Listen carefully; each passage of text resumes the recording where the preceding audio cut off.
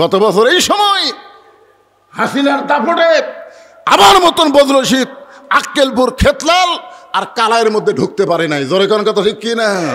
আর এই বছর কে আয়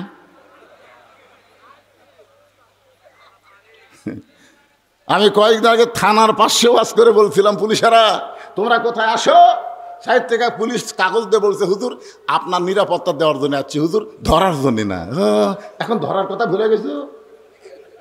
তাহলে এক বছরে যদি বাংলাদেশের অবস্থার পরিবর্তন হয়, 6 মাসে আল্লাহ গোটা পৃথিবীর অবস্থা পরিবর্তন করতে পারে। জোরে কর কথা ঠিক কি না? মার হবি সাইজ মতো, পাহাড়ের গুহাই গুহাই লুকাবে, খুঁজা খুঁজা উকুন বাসার মতন পৃথিবী থেকে ইহুদি খ্রিস্টান হিন্দুদেরকে ধ্বংস করে দেওয়া হবে। জোরে কর কথা ঠিক কিনা? মেয়েরা যখন মেয়েদের মাথার উকুন বাসে, আপনারা দেখছেন? আমি দেখছি আমার বড় মেয়ের উকুন বাঁচতেছে, আমার বউ তো উকুন বাঁচতে বাঁচতে জেলে একটা ছোট উকুন বুঝলেন, তার নাম হলো ফুতালি। ফুতালি ফুতালি এই ছোট রে ফুতালি রে ফুতালি রে ইঙ্গা কর। আর কিছু এই ঢেলা ঢেলা ঢেলা, এই ঢেলা তখন পাই বুঝলেন, তখন একে বাইর করে নিয়ে লোকের উপর থুয়ে কানের কাছে দেখ দেখ দেখ দেখ, এই উকুন বাসার মতন বাসা বাসা প্রত্যেকটা ইহুদি খ্রিস্টান হিন্দুদেরকে শেষ করে দেওয়া হবে। জোরে কান কথা ঠিক কিনা? একজনও থাকবে না দুনিয়ায়, একজনও থাকবে না। কি ভাবতেছেন জান্নাতে যাবার চাইলে মরা লাগবে, আর সেই মরবার চাচ্ছেন না? তার মানে না মরলে যে জান্নাতে যাওয়া যায় না, তার একটা প্রমাণ হলো লাইলাতুল মিরাজে আমাদের নবী যখন বাইতুল মুকাদ্দাস, যেই বাইতুল মুকাদ্দাসকে নিয়ে ইহুদিরা আজকে পায়তারা করতেছে, ওরা জানি না যে বাইতুল মুকাদ্দাসের ভিতর দিয়ে ঈসা আলাইহিস সালাম দুনিয়াতে আসবে, মেহেদী আলাইহিস সালাম ছাইদ দিয়ে আসবে। ওরা তো জানি না, ওরা জানে কিন্তু আমরা জানি। তো এখন লাইলাতুল মিরাজে বাইতুল মুকাদ্দাসে আমাদের নবী কিন্তু 2 রাকাত নামাজ পড়াছেন।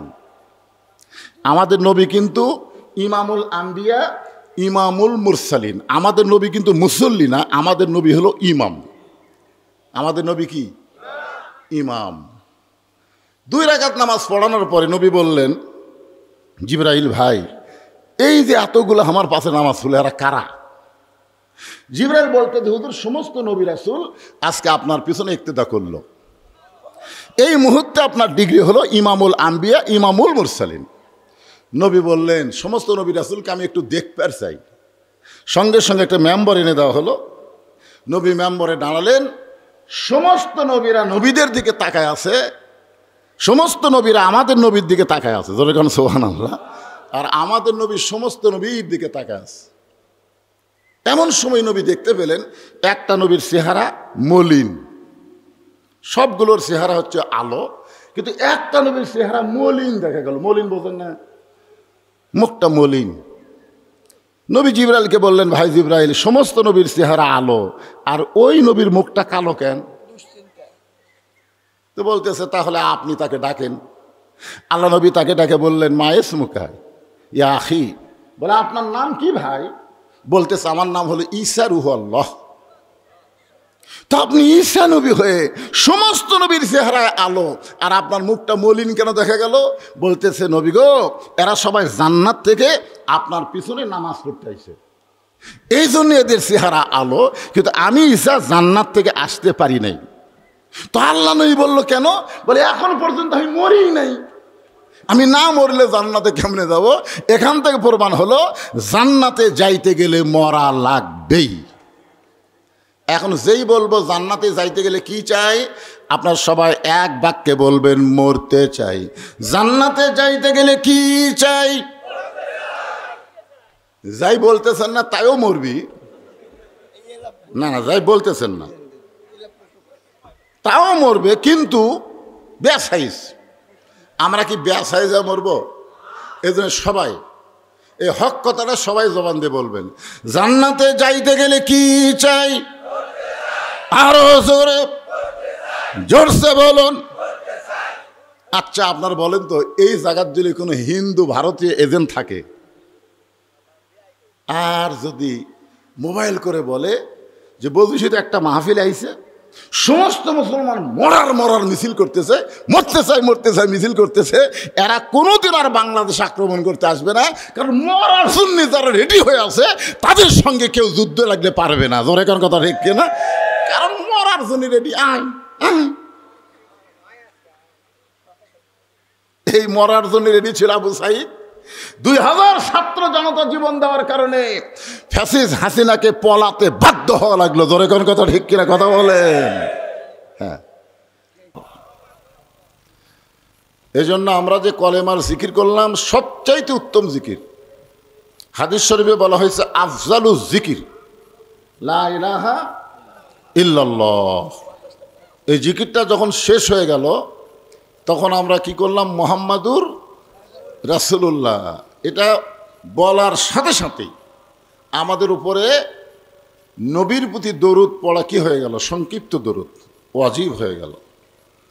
হযরত আলী রাদিয়াল্লাহু থেকে বর্ণিত যে নবীর নাম উচ্চারণ করলো, নবীর নাম উচ্চারণ শুনলো, এরপরে নবীর প্রতি যে ব্যক্তি দরুদ পড়লো না সে হলো সবচাইতে বড় কৃপণ। তা আমরা নবীর নাম শোনার সাথে সাথে বলবো কি? সাল্লাল্লাহু আলাইহি ওয়াসাল্লাম। আপনি বললেন, সেদিন ওয়াজ করছি ধনতলা মামুদপুর নাকি, আর আজকে হচ্ছে আলী মামুদপুর, খালি মামুদপুরি।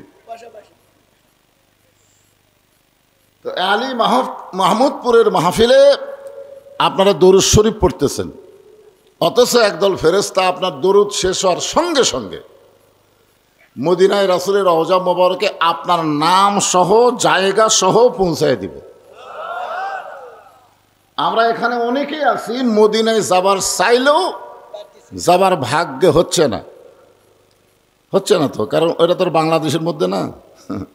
যাবার গেলে কি লাগবে? পয়সা লাগবে। একটা গানও আছে, সাধ্য আছে সম্বলও নাই, করি কি উপায়, মনে বড় আশা ছিল যাব মদিনায়, আরব সাগর পাড়ি দিব, নাই কই আমার তরি, আমি পাখি নই যে উড়ে যাব ডানাতে ভর করি। যাওয়া লাগবে না, এখান থেকে মহব্বতে নবীর প্রতি দরুদ পড়েন, ফেরেশতারাই আল্লাহ নবীর রওজা মোবারকে আপনার নামে পৌঁছে দিবে। এখন বলেন তো, যার কাছে দরুদ পৌঁছানো হবে তিনি কি ঘুমায় আছেন, মরে আছেন, না শুয়ে আছেন? এইটা নিয়ে ফেতনার দরকার নাই।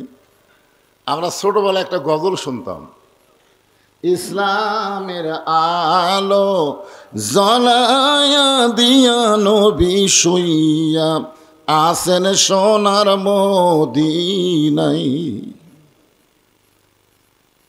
যদি মরে থাকে তাহলে দরুদ পৌঁছাবে কেমনে? এই জন্যে ইমানটার মধ্যে এটা খেয়াল রাখবেন, সারা জীবনের ইবাদত এক রাতের মহব্বত। ওজন বেশি কার? বোঝেন না আপনারা? গাড়ির সুরের ভিতরে আবু বকর রাদিয়াল্লাহু কোনো ইবাদত করে নাই, নবী ঘুমাইয়া গেছেন আর নবীর মাথাটা নিজের উরাতকে বালিশ বানিয়ে দিচ্ছেন। বিষাক্ত সাপ কামড় মারছে, এরপরেও পা টান দেয় নাই। শুধু এই মহব্বতে রাসূল বলেছেন সমস্ত উম্মতের ইবাদত আবু বকরের মহব্বত। মিজানে দিলে ইবাদতের চাইতে মহব্বতের ওজন বেশি হবে। এই জন্যে নবীর নাম যখনই শুনবো মহব্বতে দরুদ পড়তে কোনো কৃপণতা করব না। সকলে আর একবার বলি সাল্লাল্লাহু আলাইহি ওয়াসাল্লাম। আজকের এই মাহফিলের সম্মানিত সভাপতি, এই গ্রামের কৃতি সন্তান আলহাজ মোহাম্মদ আলহাজ মোহাম্মদ তোজাম্মল হোসেন মাস্টার সাহেব, আজকের এই মাহফিলের সম্মানিত সভাপতিকে অন্তরের অন্তঃস্থল থেকে আমি শুভেচ্ছা জ্ঞাপন করছি। প্রধান অতিথি জনাব আলহাজ মোহাম্মদ হাবিবুর রহমান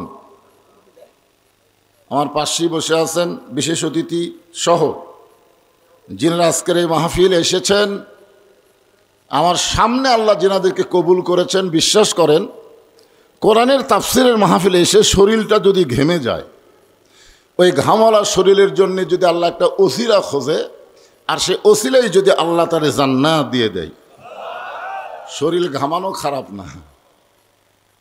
হ্যাঁ, এই জন্য আজকে খুবই গরম, তাই না? খুব গরম না? আর এমন জায়গায় মাহফিল যেখানে বাতাস ঢোকার কোনো চান্সই নেই। বৈশাখ মাসে শোনেন, আমি এই বৈশাখ মাসে যত মাহফিল নিছি প্রত্যেকটা মাহফিল ওলাকে বলছি ভাই, কারণ আপনারা এই যে সামিয়ানা টামিয়ানা এত সাজগোজের দরকার নাই, খালি বক্তা যেটি বসবে এই টেস্টটা করবেন আর লাঠির মধ্যে বাতি দিয়ে দিবেন, তাহলেই হয়ে যাবে। কিছুদিন আগে আমার একটা মাহফিল ছিল মহাদেবপুরে, কেবল বিসমিল্লাহ কয়ে ওয়াজ শুরু করছে, আর ধমকা একটা বাতাস আসলো, এক বাতাসে সব প্যাট প্যাট করে ছিঁড়ে গেল। এখন ডেকোরেশন আলা কান্তিছে, কি করবে? এ যারা ডেকোরেটর ভাড়া দেয় এদেরও তো উচিত বৈশাখ মাসে খেয়াল করা দরকার। তীব্র গরমের ভিতরে শরীরে ঘাম নিয়ে আমার সামনে যারা বসে আছেন, আমি আমার অন্তরের অন্তঃস্থল থেকে আপনাদের সবাইকে শুভেচ্ছা জ্ঞাপন করছি। সম্মানিত মা বোনেরা, পর্দার অন্তরালে বসে বসে যারা আলোচনা শুনতেছেন তাদেরকে শ্রদ্ধা জ্ঞাপন করে অনেক বছর পরে এখানে একবার দাওয়াত নিয়েও আসা যায়নি, ঠিক না? মাহফিলের ঠিক একদিন আগে আমাকে বলতে যে হুজুর দিল না মানে আপনি থাকলে হবে না, অন্য বক্তা থাকলে চলবে, কিন্তু আমাকে চলবে না। তো যাই হোক, খুব চেষ্টা করছে, চেয়ারম্যানও বলতেছে। তা আজকে আপনাদের সাথে আমার দেখা হলো, এই মুহূর্তে কুশল বিনিময়ে জানতে চাই আপনারা সকলে কেমন আছেন? আলহামদুলিল্লাহ রব্বিল আলামিন। যে আল্লাহ শারীরিক সুস্থতা, মানসিক প্রশান্তি, সুবহানাল্লাহ বলেন, সহকার আজকের এই জান্নাতের বাগানে কবুল করলেন, আমরা সে আল্লাহর উপরে খুশি না বেজার? তাহলে জবান খুলে সমস্বরে সকলে বলবো রব্বানা লাকাল হামদ হামদান কাসীরান তাইয়িবান মুবারাকান ফীহি। আমরা আল্লাহর প্রশংসা করলাম, আমরা একটা আল্লাহ পাইছি। গতকাল ভারত থেকে একটা মুসলমান মেয়ে বলতেছে তারা মালদহ পালাইছে, মুর্শিদাবাদে তার বাড়ি, কিন্তু হিন্দুদের চরম অত্যাচারে তারা বাড়িঘর সব কিছু বাদ দিয়ে মালদহ আইছে। তো একজন সাংবাদিক জিজ্ঞাসা করতেছে খবর কি? বলে এই মুহূর্তে আল্লাহ আমাকে দেখতেছে না। ভারতে পর্যন্ত কয়েকশো মসজিদ মাদ্রাসা ওরা ভাঙ্গে দিল। মসজিদ কার ঘর? মাদ্রাসা কার ঘর? নবীর ঘর। দেখেন সব ভাঙ্গাচুরা দিচ্ছে, আল্লাহ কিছুই করতেছে না। করবে, তাই না? মানে আমাদের একটা বিশ্বাস হয়ে গেছে 41 সালের আগে যে নাম্বার চাইনি, এমন সময় বলেছিল অহংকার করে দেশ আমার বাবার। আল্লাহ ধরে না, ধরলে কিন্তু ছাড়ে না। এটা আমরা দেখছি। আজকে ফেসবুকে দেখলাম ইসরায়েলের ইহুদি 412 জন সৈন্য মারা গেছে। হ্যাঁ, ইসরায়েলের। চিন্তা করেন যে মুসলমানের ইমানটা যদি মজবুত থাকে, ইমানটা যে ইমানের উপরে আমার আগে ওয়াজ করলো, ইমানটা যদি মজবুত থাকে, নানা ধরনের পরীক্ষা মুসলমানের উপরই হয়, ঠিক কিনা বলেন? আমি যে আজকে আয়াতে কারিমা তেলাওয়াত করলাম, এইটাই আজকে আমার বিষয়। আল্লাহ বলতেছেন ইজা মানে যখন, আসাবাতুহুম মুসিবা, তোমাদের উপরে বিপদ আপদ মুসিবত আসবে, কলু তখন তোমরা বলবে ইন্না লিল্লাহি ওয়া ইন্না ইলাইহি রাজিউন। আমরা কখন বলি? আমরা বলি মানুষ যখন মারা যায়, মরার খবর শুনে আমরা বলি। অথচ এই আয়াতের মধ্যে মরার কোনো কথাই নেই। এই আয়াতের মধ্যে তো স্পষ্ট বুঝতে পারলেন ইজা মানে কি? যখন আসাবাতুহুম মুসিবা, তোমাদের উপরে বিপদ আপদ মুসিবত আসবে, তখন তোমরা বলবে ইন্না লিল্লাহি ওয়া ইন্না ইলাইহি রাজিউন। আপনার বলেন তো যে ইন্না লিল্লাহি ওয়া ইন্না ইলাইহি রাজিউনের বাংলা অর্থ কি? এর একটা বাংলা অর্থ নাই? আছে কিন্তু। আমি একটা গান গাই, দেখি তো বুঝবার পারেন কিনা। কোন বনের পাখি তুমি, আইলা রে কোন বনে, আবার কোন বনেতে যাইতে হবে পড়ছে নাকি মনে। মিশে মায়াই বন্দি থাইকা করলাম কত খেলা, পশ্চিমে তাকায়া দেখো তোমার ডুইবা গেছে বেলা। সবাই কি যাইতে হবে, ঠিক কেন বলেন? আজকে যারা সাধারণভাবে মৃত্যুবরণ করতেছে তাদের যাওয়া, আর যাদেরকে হত্যা করতেছে তাদের যাওয়া কিন্তু এক না, এক নয়। কারণ আমি এক মাহফিলে বলেছিলাম, শেখ মুজিবুর রহমান মারছে না মরছে? মারছে। জিয়াউর রহমান মরছে না মারছে? জিল্লুর রহমান মারছে না মরছে? এই তিনটা রহমানই কিন্তু বাংলাদেশের প্রেসিডেন্ট ছিল। ধরে কোন কথা ঠিক কিনা? এই তিনটা রহমানই বাংলাদেশের প্রেসিডেন্ট ছিল। একটা শেখ মুজিবুর রহমান, একটা জিয়াউর রহমান, একটা জিল্লুর রহমান। কি বুঝতেছেন? যখন মতিউর রহমান নিজামীকে ফাঁসি দেওয়া হবে তার আগে একজন উকিল এসে বলতেছে যে আপনি একটা দলের প্রধান, আপনি যদি রাষ্ট্রপতির কাছে একটা বাঁচার দরখাস্ত লেখেন আর রাষ্ট্রপতি যদি দয়া করে আপনাকে মাফ করে তাহলে আপনার ফাঁসির দণ্ড হবে না। তা আপনি এখন কি করবেন? রাষ্ট্রপতির কাছে কি দরখাস্ত লিখবেন? না না না, ওনাকে উকিল বলতেছেন। উনি তখন মুচকি মুচকি হাসতেছে আর বলতেছে, উকিল তুমি এমন একটা কথা বললা যেই কথাটা পালন করা হলো শিরক, বেঈমানি। শিরক এবং বেঈমানি। কারণ মানুষ কোনো কিছু চাবে কেবলমাত্র কার কাছে? দরকার হলে ফাঁসির দড়ি গলায় নেব, কিন্তু রাষ্ট্রপতির কাছে বাঁচার দরখাস্ত লিখব না। তখন উকিল বলল, এই গোয়ার্কির কারণেই আপনার ফাঁসি হবে। তখন নিজামী সাহেব বললেন, আমার ফাঁসি হবে কিন্তু আমার মৃত্যু হবে না। আচ্ছা, এই কথাটা কেমন বলেন তো? আজকে ভারতে যাদেরকে হত্যা করতেছে, ফিলিস্তিনে যাদেরকে হত্যা করতেছে, আল্লাহ বলেছেন তাদেরকে মৃত্যু বলো না। ইসরায়েলের ইহুদিরা মরতেছে, ভারতের হিন্দুরা মরতেছে, কিন্তু আল্লাহ রাস্তায় মুসলমানদেরকে যাদের মারতেছে তারা মরতেছে না, বরং তারা চির অমর হয়ে যাচ্ছে। আপনার বলেন তো, এই কথা কি আমার না আল্লাহর? হ্যাঁ, তাহলে এখন আয়াতের দিকে খেয়াল করে খুব মনোযোগ সহকারে শোনা রাখবে। আপনাদের কাছে আমার প্রশ্ন হলো, আচ্ছা মানুষ মরলে আমরা কেন ইন্নালিল্লাহ পড়ি? আপনারা কি জানেন? না জানলে বলবেন জানি না। আমি বড় বড় হুজুরক বলছি, বড় বড় হুজুর, আমি তো আর কি হুজুর, আমাকে যারা পড়াছে সেই হুজুরদের বলছে, হুজুর আচ্ছা এই যে মানুষ মরলে আমরা ইন্নালিল্লাহ কই, কেন কই? তো হুজুরা বলতেছে আগে থেকে হয়ে আসতেছে। আগেকার হুজুরা কছে, আমরাও বলতেছি, পরের হুজুরাও কবে, সাধারণ মানুষও কবে। এই তো আমি চিন্তা করে দেখলাম এখানে তো মরার কোনো কথা নাই, তাহলে মরার পরে আমরা ইন্নালিল্লাহ পড়ি কেন? একজন মস্ত বড় পয়গম্বর, নাম হলো মুসা কালিমুল্লাহ, নাম শুনছেন তো? উনি মাঝে মধ্যে তুর পর্বতে যেতেন। একদিন তুর পর্বতে গিয়ে দাঁড়িয়ে আছেন। আল্লাহ বলতেছে, মুসা কি খবর? মুসা বলতেছে, আল্লাহ আপনাকে একটা প্রশ্ন করার জন্য দাঁড়িয়ে আছি। তা আল্লাহ বলে, মুসা কি প্রশ্ন?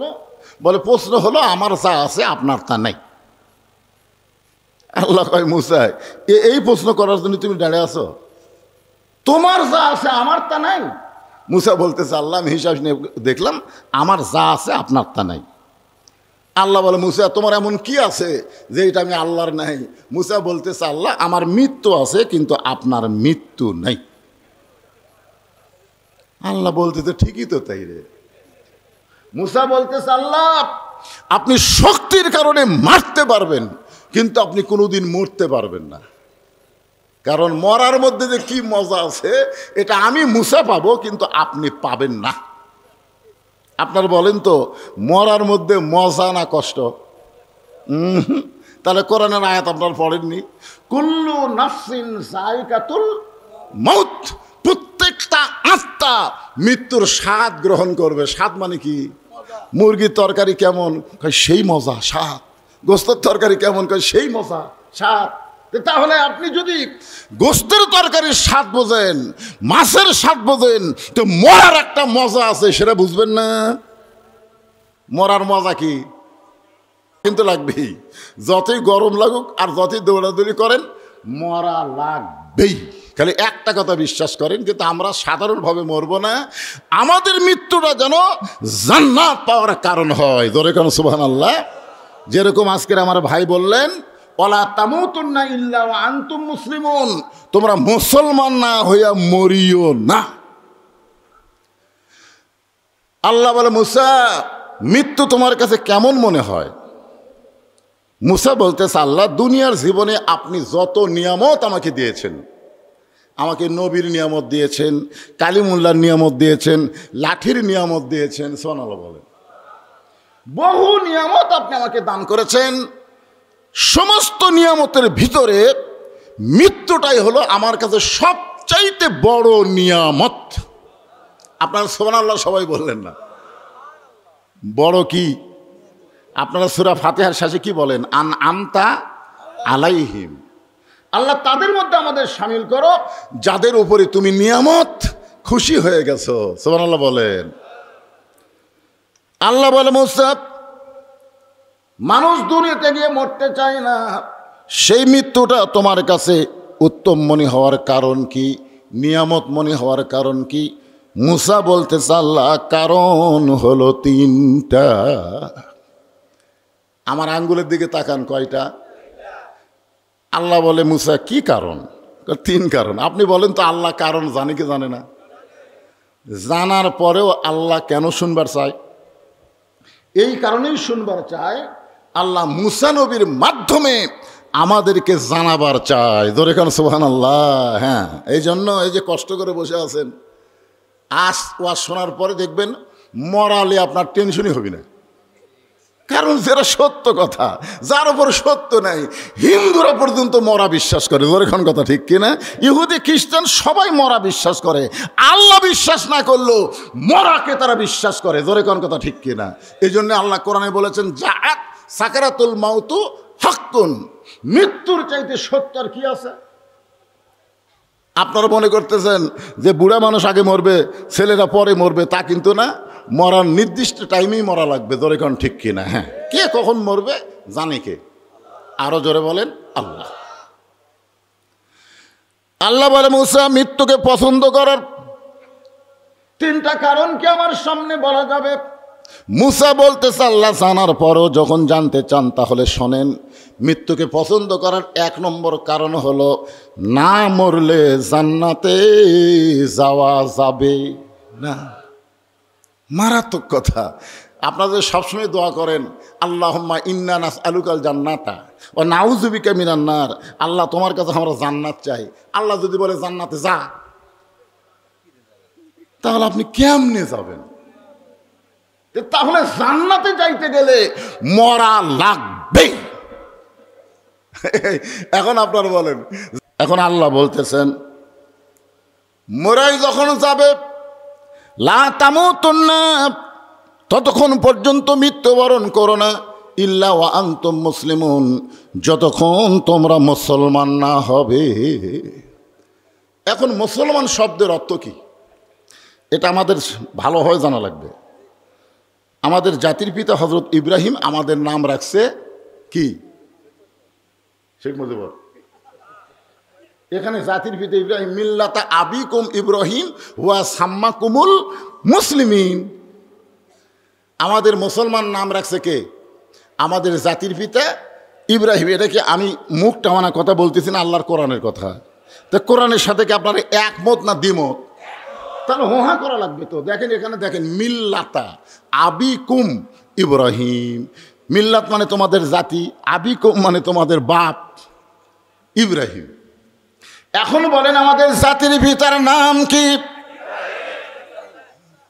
আলাইহিস সালাম একটু পরেই কনেনি, এই মুহূর্তে মিছিলের সময় খালি ইব্রাহিমটাই বলেন। আমাদের জাতির পিতার নাম কি?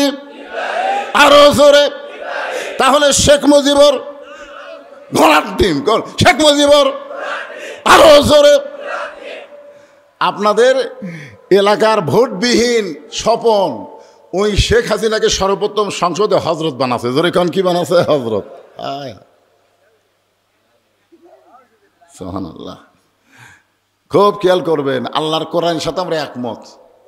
আমাদের নাম রাখছে মুসলমান। মুসলমান শব্দের অর্থ হলো আত্মসমর্পণ করা পুরাপুরি ভাবে। উদখুলু ফিস-সিলমি কাফা, পুরাপুরি ভাবে আল্লাহর প্রতি আত্মসমর্পণ করার নামই হলো মুসলমান। তাহলে বোঝা গেল ঈমানদার হওয়া যায়। আল্লাহ বলেছেন ইয়া আইয়ুহাল্লাযীনা আমানু, যারা আমাকে বিশ্বাস স্থাপন করেছো, আত্তাকুল্লাহ, বিশ্বাস স্থাপন করার পরে ভয় করতে হবে কাকে? আরো জোরে বলেন। ভয়টা এমনি এমনি হবে? আল্লাহকে ভয় করতে গেলে মানুষের আইন দেওয়া সম্ভব না, আল্লাহর কোরআনের আইন লাগবে। একটু মনোযোগ দিয়ে শোনেন। যে মানুষটা ছিল পৃথিবীর সবচাইতে বড় মাস্তান, এই পৃথিবীর সবচাইতে বড় মাস্তান, যিনি নাঙ্গা তরবারি হাতে নিয়ে আল্লাহ নবীকে হত্যা করার জন্য রওনা দিছিল। আবু জেহেল কিন্তু নবীকে মারবার চাইছে, কিন্তু সরাসরি মারার সাহস আবু জেহেল কোনোদিনও করেনি।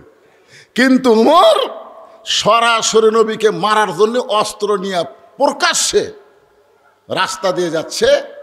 জিজ্ঞাসা করা হলো, তুমি এই অস্ত্র নিয়ে কোথায় যাও? বলে বাপদাদা ধর্মে চুনকালি দিয়ে আবদুল্লাহর বেটা নাকি নতুন ইসলাম প্রচার করতেছে, তাকে না মারা পর্যন্ত আমার কলিজার শান্তি নাই। যে লোকটার সাথে দেখা হয়েছে তার নাম হলো লাবিদ। তো লবিদ বলতেছে, ওমর আগে ঘর সামলাও। বলে ঘর মানে? বলে তোমার বোন আর তোমার ভগ্নিপতি ওই দলে ভর্তি হচ্ছে, তুমি জানো? আল্লাহর নবীকে না মাইরা বোন ভগ্নিপতির বাড়ির দিকে রওনা দিলেন।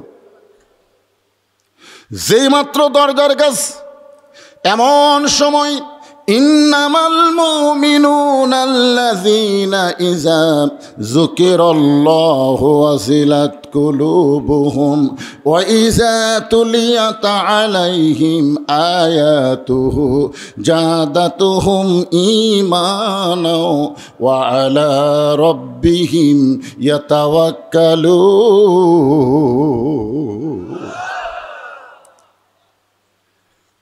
কোরআন তেলাওয়াত শুনলে ইজা যুকিরাল্লাহ, আল্লাহ বলতেছেন ইন্না নাহনু নাযালনা যিকরা। খুব খেয়াল করবেন, এই জিকির মানে কোরআন।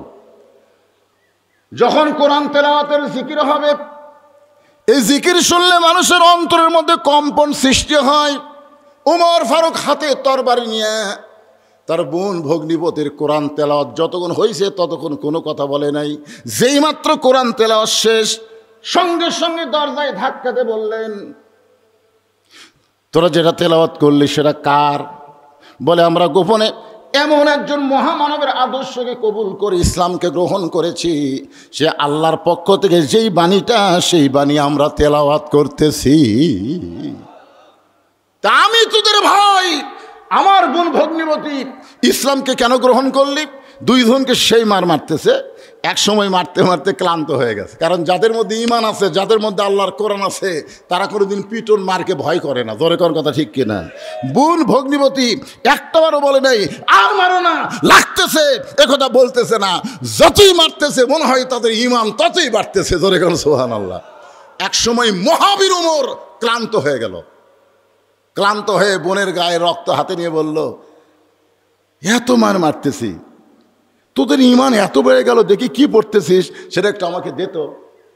তখন বোন মুসকে মুসকে হাসে আর বলে, ভাইজান আপনি যতই শক্তি দিয়ে আমাদের মারেন, আমরা যেটা পড়তেছি লা ইয়ামাসসুহু ইল্লাল মুতাহহারুন, ততক্ষণ পর্যন্ত এইটা আপনি স্পর্শ করতে পারবেন না যতক্ষণ আপনি পবিত্র না হবেন। সুবহানাল্লাহ বলেন। যেই কোরআন স্পর্শ করতে গেলে পবিত্র হওয়া লাগে, সেই কোরআন দিয়ে যদি আমাদের বাংলাদেশের রাষ্ট্র চলে, এই দেশটা কেমন হবে ইন্না লিল্লাহর তাফসীর দিয়ে আমাদেরকে আজকে দেখা লাগবে। জোরে কর কথা ঠিক কিনা? সবচাইতে বড় বিপদ কি? মানুষ মরা।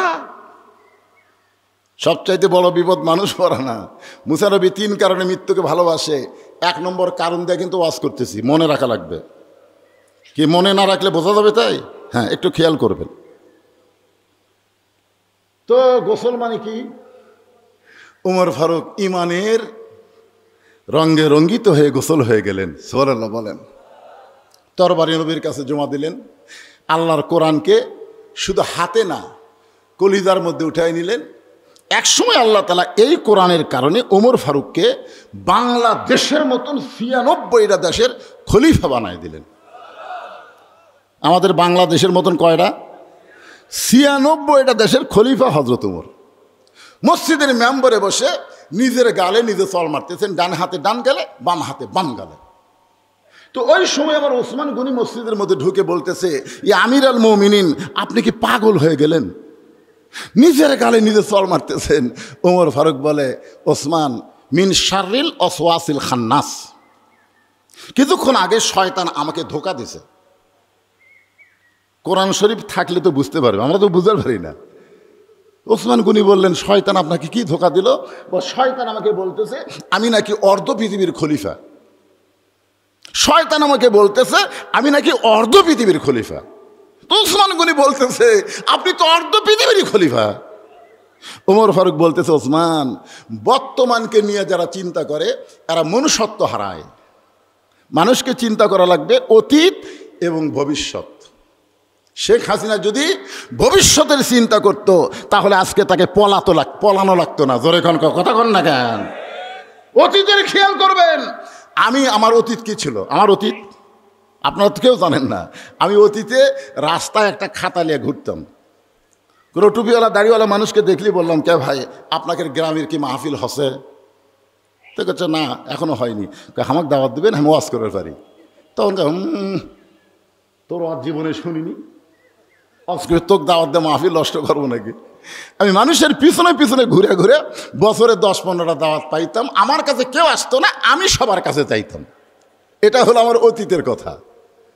আর বর্তমানে এত দাওয়াত বেশি যে মানুষ দাওয়াত দেবার গেলে ভয়ে আমি ঘর থেকে বাড়াই না, সিসি ক্যামেরা দিয়ে দেখে আমার মাদ্রাসার মুহতামিমকে বলি, দেখো তো কি বলে। এটা হলো আমার বর্তমান। আর আমার ভবিষ্যৎ হলো মসজিদের খাটনি আমার বাড়ির আঙ্গিনায় আসবে, সমস্ত রঙিন কাপড় খসায়া, সাদা কাপড়ের কাপড়ে পেঁচায়া, চকলেটের মতন আমাকে খাটনির উপরে শোয়া রাখবে। জোরে কোন কথা ঠিক কি না? আমার অতীতের কথা ভবিষ্যতের কথা আমার চিন্তা নাই। বর্তমান পায়া কি হনুরে, কি হোসেন?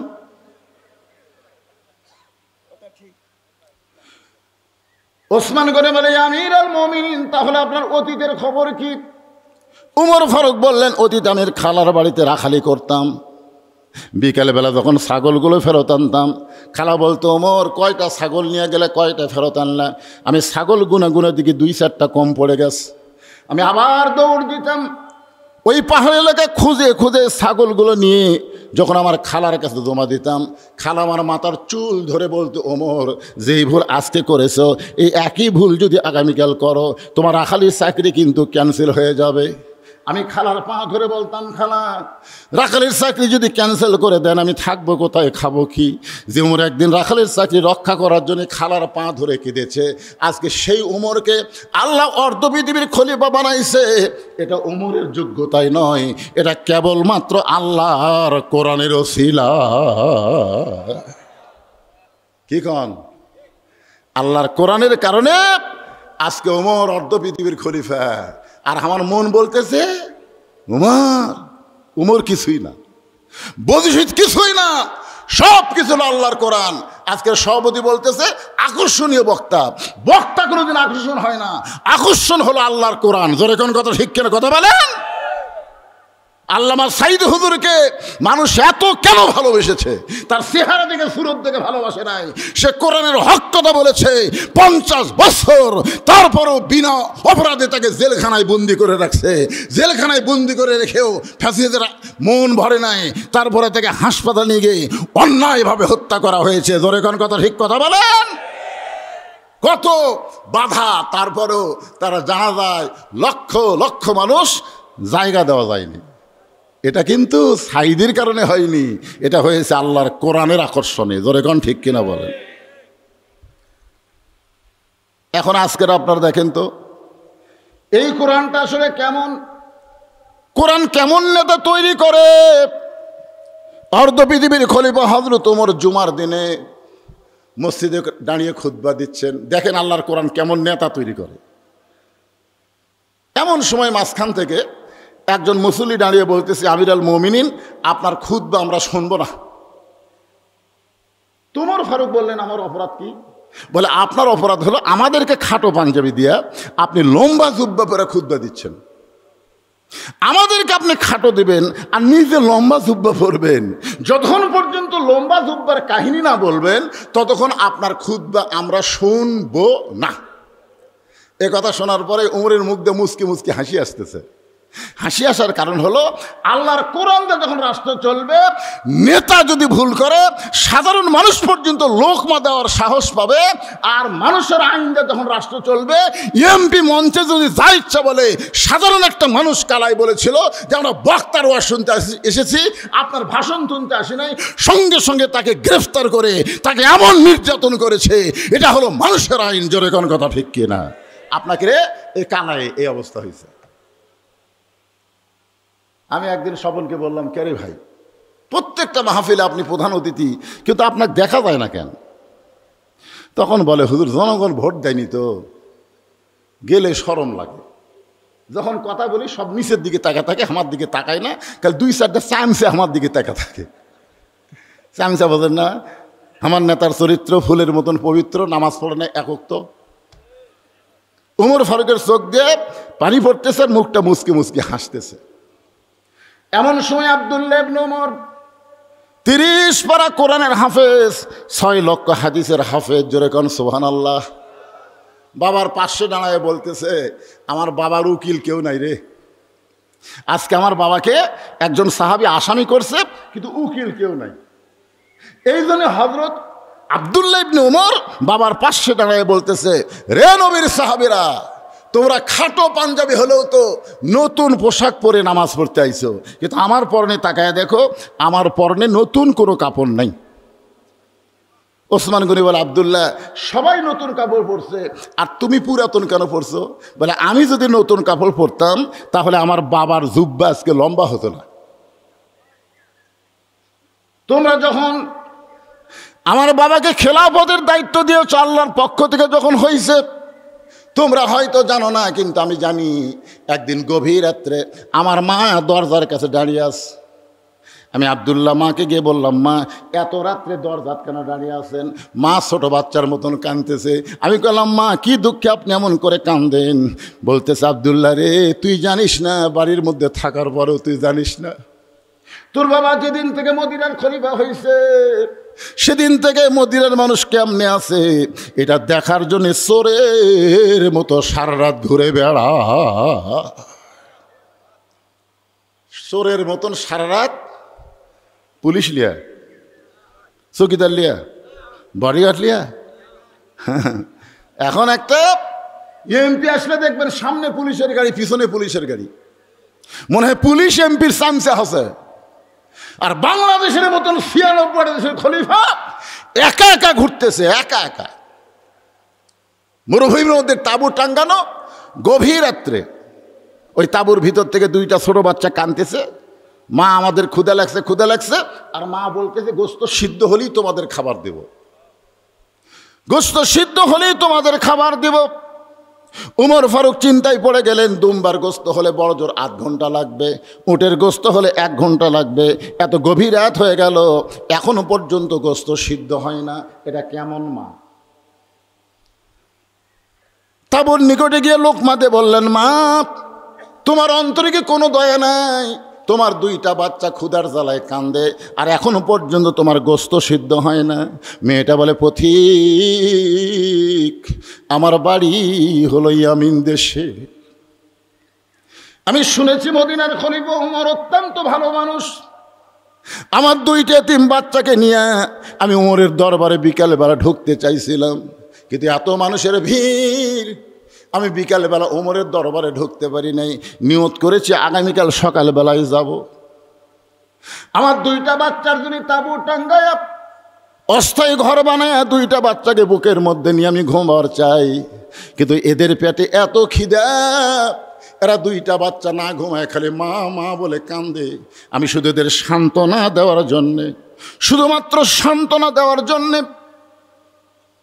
পাতিলের মধ্যে পানি আর পাথর দিয়া নিচে আগুন জ্বালায় বলতেছে, বাবা গোস্ত সিদ্ধ হলেই তোমাদের খাবার দেব। আমার বারবার সিদ্ধ হওয়ার কথা শুনতে শুনতে আমার দুইটা বাচ্চা যদি ঘুমায়া যায়, সকালবেলা ওদেরকে নিয়ে ওমরের দরবারে যাব। কিন্তু আমার দুইটা বাচ্চার পেটে এত খিদা লাগছে রে পথিক, আমার মনে হয় সকাল পর্যন্ত আমার সন্তান দুইটা আর বাঁচবে না।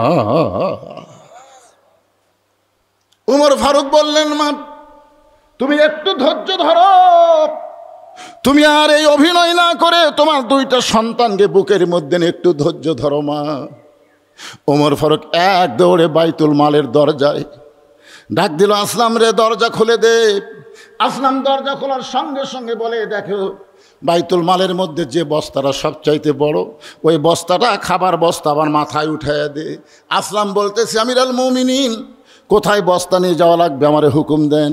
ওমর ফারুক বলে, আসলাম রে একজনের পাপের বোঝা আর একজন মাথায় নেয় না, দে আমার মাথায় উঠায় দে খাদ্যের বস্তা। আসলাম যখন উমরের মাথায় উঠায় দেয়, উমর ফারুক বস্তা ধরে যখন জোরে দৌড় মারতেছে, পিছন দিক থেকে আসলাম বলে, আমিরুল মুমিনিন বস্তা মাথায় নিয়ে আপনি পড়ে গেলে আপনার বড় কষ্ট হবে। উমর কান্দের, আসলাম রে সময় মতো যদি পৌঁছতে না পারি তাহলে ওমরকে আল্লাহ জাহান্নামের আগুনে পোড়ায় ফেলবে। এক দৌড়ে তাবুর কাছে গিয়ে বললেন, মা মারে তাড়াতাড়ি রুটি আর হালুয়া তৈরি করো। মেয়েটা রুটি হালুয়া তৈরি করেছে। ওমর দুইটা বাচ্চাকে দুই উরাতের উপরে নিয়ে রুটি হালুয়া যখন মুখের মধ্যে দেয়, দুইটা বাচ্চা মুচকি মুচকি হাসে। তাকায় দেখে ওমরের চোখ দিয়ে দর দর করে পানি পড়তেছে। দুইটা এতিম বাচ্চা ওমরের চোখের পানি মুছে দিয়ে বলে, কে গো তুমি? আমরা বহুদিন হলে বাবার দয়া পাই নাই, আজকে তুমি গভীর রাত্রে আমাদের বাবার দয়া দিয়ে এমন করে কেন কাঁদতেছ? উমর ফারুক বলে, আল্লাহ এ অধমকে জাহান্নামের আগুন থেকে তুমি বাঁচায়া দাও। তারপর ভিতর থেকে মেয়েটা বলে, পথিক রে ভালো মানুষের গল্প শুনেছি, কিন্তু মানুষ এমন ভালো হয় কোনোদিন কল্পনা করি নাই। আল্লাহর কাছে দোয়া করি, আল্লাহ ওমরকে মদিনার খলিফা না বানায়া তোমারে যদি মদিনার খলিফা বানাই তো মদিনা যেন আল্লাহর জান্নাত হয়ে যেত। আব্দুল্লাহ বলে, সাহাবীরা রে তোমরা সবাই যখন ঘুমাও, আমার বাবা তখন ঘুমায় না, গভীর রাত্রে আমার দরজায় গিয়ে বলে, আব্দুল্লাহ আমি যেই মাত্র দরজা খুলেছি দেখি বাবার হাতে একটা পাঞ্জাবি। আমি খুশি হয়ে বললাম, বাবা বাইতুল মাল থেকে আমার একটা পাঞ্জাবি দিছে, আপনি আর একটা পাঞ্জাবি দিবে রাইছেন? নেতার বেটা হওয়ার মধ্যে আসলেই লাভ আছে নাকি কম? বাইতুল মাল থেকে আমার একটা পাঞ্জাবি দিছে বাবা, আপনি গভীর রাত্রে আর একটা দিবে রাইছেন? সঙ্গে সঙ্গে ওমর ফারুক আল্লাহর কোরআন থেকে তেলাওয়াত করলেন, ইন্নাল্লাহা ইয়ামুরুকুম আন তুআদ্দুল আমানাতি ইলা আহলিহা ওয়া ইযা হাকামতুম বাইনান নাস আন তাহকুমু বিল আদল। আব্দুল্লাহ রে এমন কথা তুই কেমনে বললি? তুই একটা পাইছিস, তোকে আর একটা দিবে রাইছি, এই কথা তুই কেমনে বললি? ওয়া ইযা হাকামতুম বাইনান নাস আন তাহকুমু বিল আদল। মানুষের মধ্যে কাউকে যখন হাকিম বানানো হয়, নেতা বানানো হয়, সে নিজের ইচ্ছা মতো চলতে পারে না, সে আল্লাহর আইন মতো চলে। জোরে কোন কথা ঠিক কিনা? আব্দুল্লাহ বলতেছে, গভীর রাত্রে আনছেন চোরের মতো, তো এজন্যই বলতেছি, এত রাগ করার কারণ? ওমর ফারুক বললেন, বাদান এই পাঞ্জাবিটা আমার ভাগে পড়ছে, এখন তুই বল আগামীকাল জুমার দিন এই ছোট পাঞ্জাবি পরে যদি আমি খুতবা দিবার চাই। মানুষ কিন্তু মুসল্লির পোশাকের দিকে খুব একটা তাকায় না, ইমামের পোশাকের দিকে সবাই তাকায় থাকে। জোরে কোন কথা কন না কেন ভাইজান? মুসল্লিরা অনেকে শার্ট পরে নামাজ পড়ে। আপনারা কোনোদিন আপনার এলাকার কোনো মসজিদের ইমামকে দেখছেন যে শার্ট পরে নামাজ পড়ায়? যদি পড়ে সবাই বলবে হুজুর লুচ্চা হয়ে গেছে। দেখেন, নিজের শার্ট পরে অসুবিধা নেই, কিন্তু আলেমের গায়ে কোনোদিন শার্ট দেখতে চায় না। ফারুক বললেন যে তোর এই পাঞ্জাবিটা আমাকে দে। আব্দুল্লাহ বলে, আমারটা আমার বাবাকে দিলাম, বাবারটা আর আমারটা মিলে বাবা লম্বা জুব্বা বানায় আজকে খুতবা দেয়। এখন বলো বাবার খুতবা শোনা যায় কি না যায়? সমস্ত সাহাবীরা দাঁড়িয়ে বললেন, আল্লাহর কোরআন দিয়ে যখন রাষ্ট্র চলবে এমন ভালো মানুষকে নেতা হিসেবে দেখা যাবে। ধরে কর সুবহানাল্লাহ। আল্লাহ বলে, মুসা মৃত্যুকে পছন্দ করার 2 নম্বর কারণ কি? 1 নম্বর কারণ কি আপনাদের মনে আছে? 1 নম্বর কারণ হলো না মরলে জান্নাতে যাওয়া। মনে রাখবেন, 3টা কারণ খালি মনে রাখলেই, আর যদি বিশ্বাস করেন মরালে আপনাদের কোনো টেনশন থাকবে না। আল্লাহ বলে মুসা মৃত্যুকে পছন্দ করার 2 নম্বর কারণ কি? এবার মুসা বলতেছে আল্লাহ মৃত্যুকে পছন্দ করার 2 নম্বর কারণ হলো আমার মৃত্যুটা কেবলমাত্র আপনার জন্যেই আমি অক্ষ করে রেখেছি। সুবহানাল্লাহ বলেন না। আজকে ভারতে অক্ষিত সম্পত্তি এটা বাতিল করতেছে মুদি সামার। জোরে কোন কথা ঠিক কিনা কথা বলেন? ওই সরকার কেমনে হলো? ওই বলে চা বেচা খায়, আগে চা বেচা খাচ্ছিল শালা সামার। মুসলমানের অক্ষিত সম্পদ মাদ্রাসা মসজিদের নামে যে দেওয়া হয়েছে এইগুলো আইন করে বাতিল করছে। চিন্তা করছেন আপনি, আপনাদের মসজিদের জন্য যদি কোনো এক ব্যক্তি 100 বছর আগে 50 বিঘা জমি অক্ষ করে দেয় আর এখন যদি সেটা বাতিল করে আপনার কেমন হবে? চিন্তা করছেন? তো এখন ওয়াকফ মানে কি? শুধুমাত্র একমাত্র কার জন্যে? মুসা বলতেছে আল্লাহ মৃত্যুকে পছন্দ করার 2 নম্বর কারণ হলো আমার মৃত্যুটা কেবলমাত্র আপনার জন্যই ওয়াকফ করেছি। আল্লাহর কুদরতি মুখে হাসি ফুটে গেছে। আল্লাহ হাসতেছে। আল্লাহ কিন্তু হাসে, আল্লাহ হাসে আবার আল্লাহ কাঁদে। এখন হয়তো বলবেন হুজুর এটা কেমন কথা? আল্লাহর কি কোনো রূপ আছে? কোরআন শরীফ পড়েন দেখবেন আল্লাহর মুখ আছে, চোখ আছে, হাত আছে, সব কিছুই আল্লাহর আছে। এই যে আয়াত আছে সূরা মুলকের প্রথমে দেখেন তো, তাবারাকাল্লাযী বিয়াদিহিল মুলক, গোটা পৃথিবীর রাজত্ব কর্তৃত্ব মালিকানা একমাত্র কার হাতে? জোরে বলেন কার হাতে? সামিউম বাসির শব্দের অর্থ কি? আল্লাহ দেখে এবং আল্লাহ শোনে। তো কি দিয়ে শোনে? বলা রাখবেন আল্লাহ কি দিয়ে শোনে? তো কান করবার না, আমরা কি দিয়ে শুনি? আল্লাহ কান দিয়ে শোনে। আল্লাহ কি দিয়ে শোনে? আল্লাহ কি দিয়ে দেখে? আল্লাহ ক্ষমতা যদি কি হাতে, তাহলে আল্লাহ ক্ষমতা কি? এই জিনিসগুলো রূপ করতে ব্যবহার হয়েছে। পরিষ্কার করে আপনাদের বলে দেবো, কোনো টেনশন নাই, একটু মনোযোগ দিবেন। আল্লাহ মুসকি মুসকি হাসতেছে। মুসা কিন্তু আল্লাহ দেখবার পায়নি, কিন্তু আল্লাহর সাথে কথা বলার কারণে যখন এই যে স্ক্রিন টাচ মোবাইল ছিল না তখন কিন্তু বাটন মোবাইল ছিল, ঠিক কিনা বলেন? তা আপনার এক সন্তান যদি ঢাকার থাকে মোবাইল করতে করতে যদি কান্দে আপনি কি বুঝতে পারবেন না? পারবেন না। কিন্তু আপনি দেখতে পাচ্ছেন না, কিন্তু মোবাইল কথা বলতে বলতে কানতে আপনি বুঝতে পারবেন। যদি হাসে আপনি বুঝতে পারবেন না। তো মুসা বলতেছে আল্লাহ আপনি হাসেন কেন? আল্লাহ বলতেছে আমার হাসার কারণ হলো তুমি বড় চালাক, তুমি বড় চালাক। আল্লাহ বলে মুসা আমি আবার কেমনে চালাক হইলাম? আল্লাহ বলে মুসা রে, আল্লাহর জন্যে যারা জীবন দিবে, আল্লাহর জন্যে যারা জীবনকে অক্ষ করে রাখবে, আমি আল্লাহ বলতেছি তারা কোনোদিন মরবে না। আপনাদেরকে আজকে একটা জিনিস বোঝানোর জন্য বলতেছি, ইয়াজিদ যখন ক্ষমতার চেয়ারে ছিল তখন একটা গামলাত করে, গামলাই বোঝেন, গামলা আপনার ভালো বুঝুন, গামলাত করে হোসেন রাদিয়াল্লাহর মাথাটা জিয়াদ নামে একজন পাপী ইয়াজিদের দরবারে হাজির করলো। খুব খেয়াল করে শুনবেন, ইয়াজিদের দরবারে হাজির করলো হোসেন রাদিয়াল্লাহর মাথা। দেহ পড়ে আছে কারবালায় আর মাথা নিয়ে গেছে কুফায়। যেরকম কোথায়? কুফাতে নিয়ে গেছে। তখন ইয়াজিদের হাতে একটা লাঠি ছিল, একটা লাঠি ছিল। ওই লাঠিটা হোসেন রাদিয়াল্লাহর মুখের মধ্যে, খালি মাথা তো আছে মুখ আছে, ওই মুখের মধ্যে লাঠিটা ঢুকাই দিয়ে বলে হোসাইন খালি জেদ করে সর্বনাশ করলে, খালি জেদ করে সর্বনাশ করলে। আজ তোমার অবস্থা কি? তোমার দেহ আছে কারবালায়, তোমার মাথা আইছে কুফায়, আর আমার দিকে তাকা দেখো আমার অবস্থা কি? আমি ক্ষমতার চেয়ারে বসে আছি আর তোমার অস্তিত্ব শেষ হয়ে গেল খালি জেদ করার কারণে। তুমি যদি আমার প্রস্তাব মেনে নিতে আজকে তোমার এই করুণ অবস্থা হতো না। মুখের মধ্যে লাঠি ঢুকায় যখন ইয়াজিদ বারবার বলতেছে হোসাইন তুমি শেষ আর আমি আছি, তুমি শেষ আমি আছি, এ কথা কয়েকবার যখন বলেছে সমস্ত মুসলমানেরা মাথা নিচু করে বসে আছে। কারণ কেউ মাথা তুলতেছে না, কারণ মাথা তুললি তার মাথাও। এমন সময় 80 বছরের একজন সাহাবী, 80 বছরের একজন সাহাবী ইয়াজিদের দরবারে ছিল। সে আর বসে থাকবার পারলো না, সে দাঁড়িয়ে বললেন ইয়াজিদ ক্ষমতার চেয়ার পাইছো বলে মুখে যা আসে তা বলতে পারো না। তুমি যে হোসেনের মুখে লাঠি ঢুকায় তিরস্কার করতেছ, তুমি কি সেই হোসেনকে চিনো? তুমি যদি হোসেনকে চিনতা তাহলে এই বেয়াদবি করার সাহস তুমি পাইতা না। এখন আপনারা চিন্তা করেন তো, বুড়া মানুষ লাঠির ভর দে কি বসিছে না দাঁড়াছে? আর এখনকার বুড়া মসজিদের যায় সিয়াল্লা বসে। কেন যুবকদের চাইতে বুড়াদের ইমানের পাওয়ার বেশি হবে, কারণ বুড়ারা হলো সত্যের যুগের মানুষ আর যুবকরা হলো ভেজাল যুগের মানুষ। এখানে যারা মুরব্বী আছে আমরা একজনও সিজার করা না, আর বর্তমানে অধিকাংশ বাচ্চারা হলো সিজার করা। জোরে কথা কর না কেন? আপনি জানেন এই অ্যানালগ আর সিজারের মধ্যে তফাৎ কি? একটা সিজার করার বাচ্চা ভালো হবে না, একটা হবে না। যে কয়টা সিজার করা এই মোবাইল ছাড়া ভাত খায় না, মোবাইল ছাড়ার কান্না থামে না। জোরে কোন কথা ঠিক কিনা? হ্যাঁ,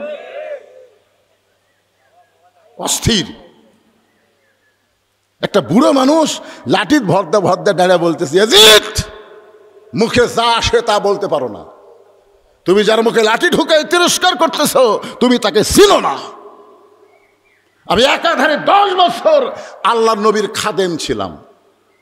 গোলাম ছিল এ কথা বলা যাবে না, গোলাম রসুল নাম রাখা যাবে না। কেউ যদি বলে গোলাম রসুল হারাম, গোলাম রব্বানি রাখা যাবে। আমার কথা দিয়ে খেয়াল করবেন, কি রাখা যাবে? গোলাম রব্বানি, গোলাম রব্বানি, রব্বানির গোলাম। রব্বানি মানে কে? আমাদের রব, রবের গোলাম।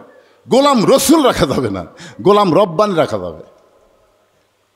তো এখন আমি 10 বছর নবীর কি ছিলাম? খাদেম ছিলাম।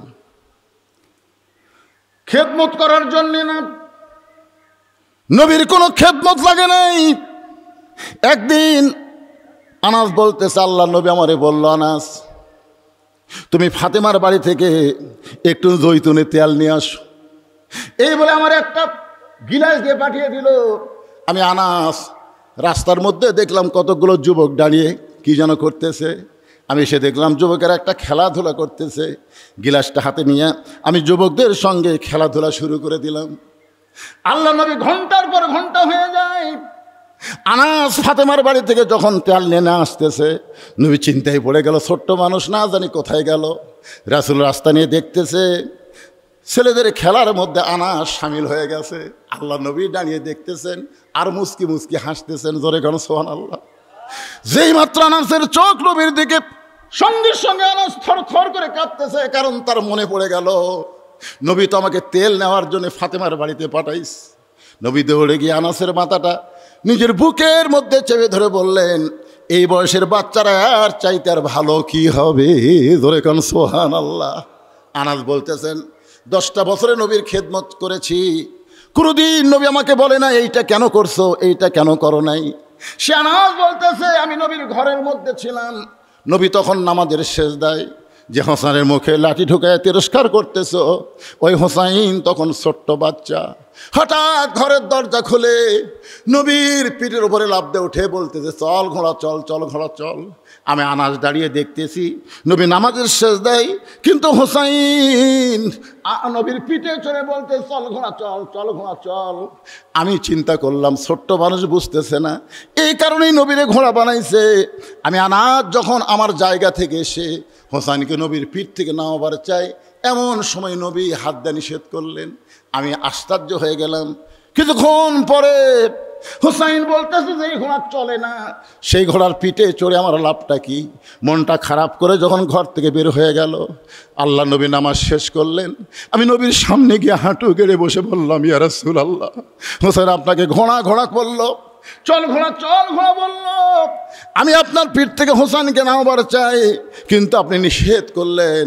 যতক্ষণ হোসেন বসেছিল ততক্ষণ আপনি সেজদা থেকে মাথা তুললেন না।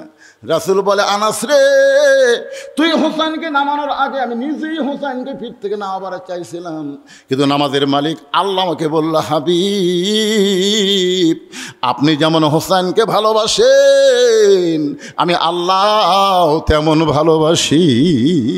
যতক্ষণ আপনার পিঠে ঘোড়া ঘোড়া খেলবে আপনি খবরদার সেজদা থেকে মাথা তুলতে পারবেন না।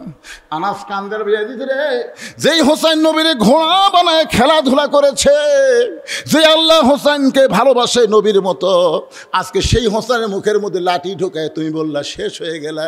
আমি আনাস বলতেছি হোসেন কোনোদিন শেষ হবে না, বরং তুমি শেষ হয়ে যাবে। আপনার বলেন তো, গোটা বাংলাদেশের প্রত্যেকটা পাড়ায় পাড়ায় হোসাইন আছে না নাই? এই ধরে এখন আছে না নাই? কিন্তু গোটা পাড়া খুঁজে দেখেন তো, গোটা পাড়া না, আপনাকে গোটা আক্কেলপুর খুঁজে দেখেন তো, একটা ইয়াজিদ পাওয়া যাবে? ইয়াজিদের নামে কাউকে পাওয়া যাবে? তাহলে শেষ হলো কে? হোসাইন ইয়াজিদ। তোমরা এজিদের মতন ক্ষমতা পাইয়া বাংলাদেশের ভালো মানুষগুলোকে তোমরা ফাঁসি দিছ। যাদেরকে ফাঁসি দিয়েছ তাদের নাম কিয়ামত পর্যন্ত মানুষ শ্রদ্ধার সাথে স্মরণ করবে, আর যেই বেটি ফাঁসি দিছে ওর নাম কেউ ঘৃণা করে উচ্চারণ করবি না। জোরে কোন কথা ঠিক কিনা? আমার খালা সম্পর্কে খালা, তার মেয়ের একটা মেয়ে হয়েছে, খালা আমার মোবাইল করে বলছে বাবা হুজুর মানুষ অনেকদিন পর একটা নাতনি পাইছি, একটা ভালো নাম রাখো তো। আমি বললাম খালা একটা ভালো নাম আমার মুখের উপর খুবই ঘুরতেছে, হাসিনা। খালা 30 সেকেন্ড আর কোনো কথা কয়নি, খালা গো গো গো করতেছে। আমি বললাম খালা কি হলো? এই তুই আলেম না চালেম? তুই যা আওয়ামী লীগের চান্সে তা তো আমি জানতাম না। কেরে হাসিনা হলো একটা খুনি, হাসিনা হলো একটা ফ্যাসিস্ট, আর তুই বলিস আমার নাতনির নাম থমা হাসিনা? নামের কি অভাব পড়ছে নাকি? আমি তখন বুঝলাম আবু সাইদ প্রত্যেকটা পাড়ায় পাড়ায় জন্ম নেবে, আর কমপক্ষে 50 বছর বাংলাদেশের কোনো মেয়ে জন্মালে তার নাম কেউ জানা সত্ত্বেও হাসিনা থুবি না। জোরে কর কথা, কথা না ভাইজান, একটু মনে রাখবেন ইয়াজিদ শেষ, হোসাইন। আল্লাহ বললেন মুসা মৃত্যুকে পছন্দ করার 3 নম্বর কারণ কি? মৃত্যুকে পছন্দ করার 3 নম্বর কারণ কি? তাহলে 1 নম্বর কারণ হলো না মরলে জান্নাতে যাওয়া। মনে রাখবেন ভাইজান, এইবার যে কারণ আসতেছে এটা যে এত মজার কারণ বুঝলেন, খালি বুঝালেন মরা আলিয়া কোনো টেনশন করা রাখবে না, মরে যাবে ও বাবা মরে, এ টেনশনই থাকবে না। কারণ দুনিয়াতে এসেছি যাওয়ারই জন্যে, আমরা কি থাকার জন্য আছি? আপনি যতই 3 তলা 4 তলা 5 তলা করেন, থাকার জন্যে, যাওয়ার জন্যেই। এখন আল্লাহ বলতেছে মুসা মৃত্যুকে পছন্দ করার 3 নম্বর কারণ কি? আল্লাহ সবই জানে বারে, কিন্তু আমাকে জানানোর জন্যে মুসার মাধ্যমে আল্লাহ জানাচ্ছে। তোর এখন সুবহানাল্লাহ, কি একটা কারণ আসতেছে। এই কারণ আসার আগে আমার মা বোনদের জন্য 10টা মিনিট একটু ওয়াজ করা লাগবে। ওরা আবার খেপে যাচ্ছে, ওরা কয় কে রে না, ধনতলা মামুদপুর আমাকে জন্য এত ওয়াজ করলো, ওই এলাকার 2-4টা নিয়ে তাচ্ছে কেন আসে নাই কন, আর এখানে এসে হুজুর কি এক মরার ওয়াজ ধরলো। এই জন্যে মেয়েরা ভালো হলে তো আমাকেই লাভ। লাভ কার? খুবই গরম লাগতেছে আপনাদের, খুবই খারাপ লাগতেছে, একটু হোহা করেন বাজান। গভীর রাত্রে আল্লাহ নবী ঘুম থেকে চেতন পাইছে, চেতন পাওয়ার হলো কারণ হলো খাদিজাতুল কুবরা। কে? নবীর এই ডান হাতখানা বুকের মধ্যে নিয়ে ফোঁপায় ফোঁপায় কাঁদতেছে। তো আল্লাহ রাসূল বলে খাদিজা কান্দার কারণ? বলে হুজুর কান্দার কারণ হলো যে কোনো সময় আমার মৃত্যু হবে। দেখছেন ইমানদারের কথা, যে কোনো সময় আমার মৃত্যু হবে। তো মরার আগে আমি কোনো খোঁজ খবরই পেলাম না, মরার আগে আমার জন্য কোনো খবর আছে? আল্লাহ রাসূল বললেন খাদিজা এই দুনিয়াতে 10 জন পুরুষকে আল্লাহ জান্নাতের সার্টিফিকেট দিছে। কয়জন? মানে সার্টিফিকেট দিছে, সবাই তো জান্নাতে যাবে, সাহাবীরা সবাই জান্নাতে যাবে বিনা হিসাবে, কিন্তু 10 জনকে আল্লাহ সার্টিফিকেট দিয়েছে। 1 নম্বর নাম কি?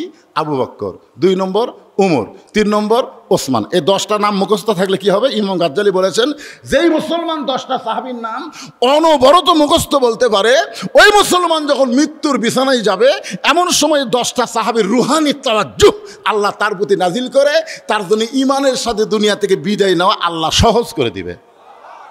আপনি কি তুয়া মুয়া, এরা কি কোনো নায়ক নায়িকার নাম বলতে আমি?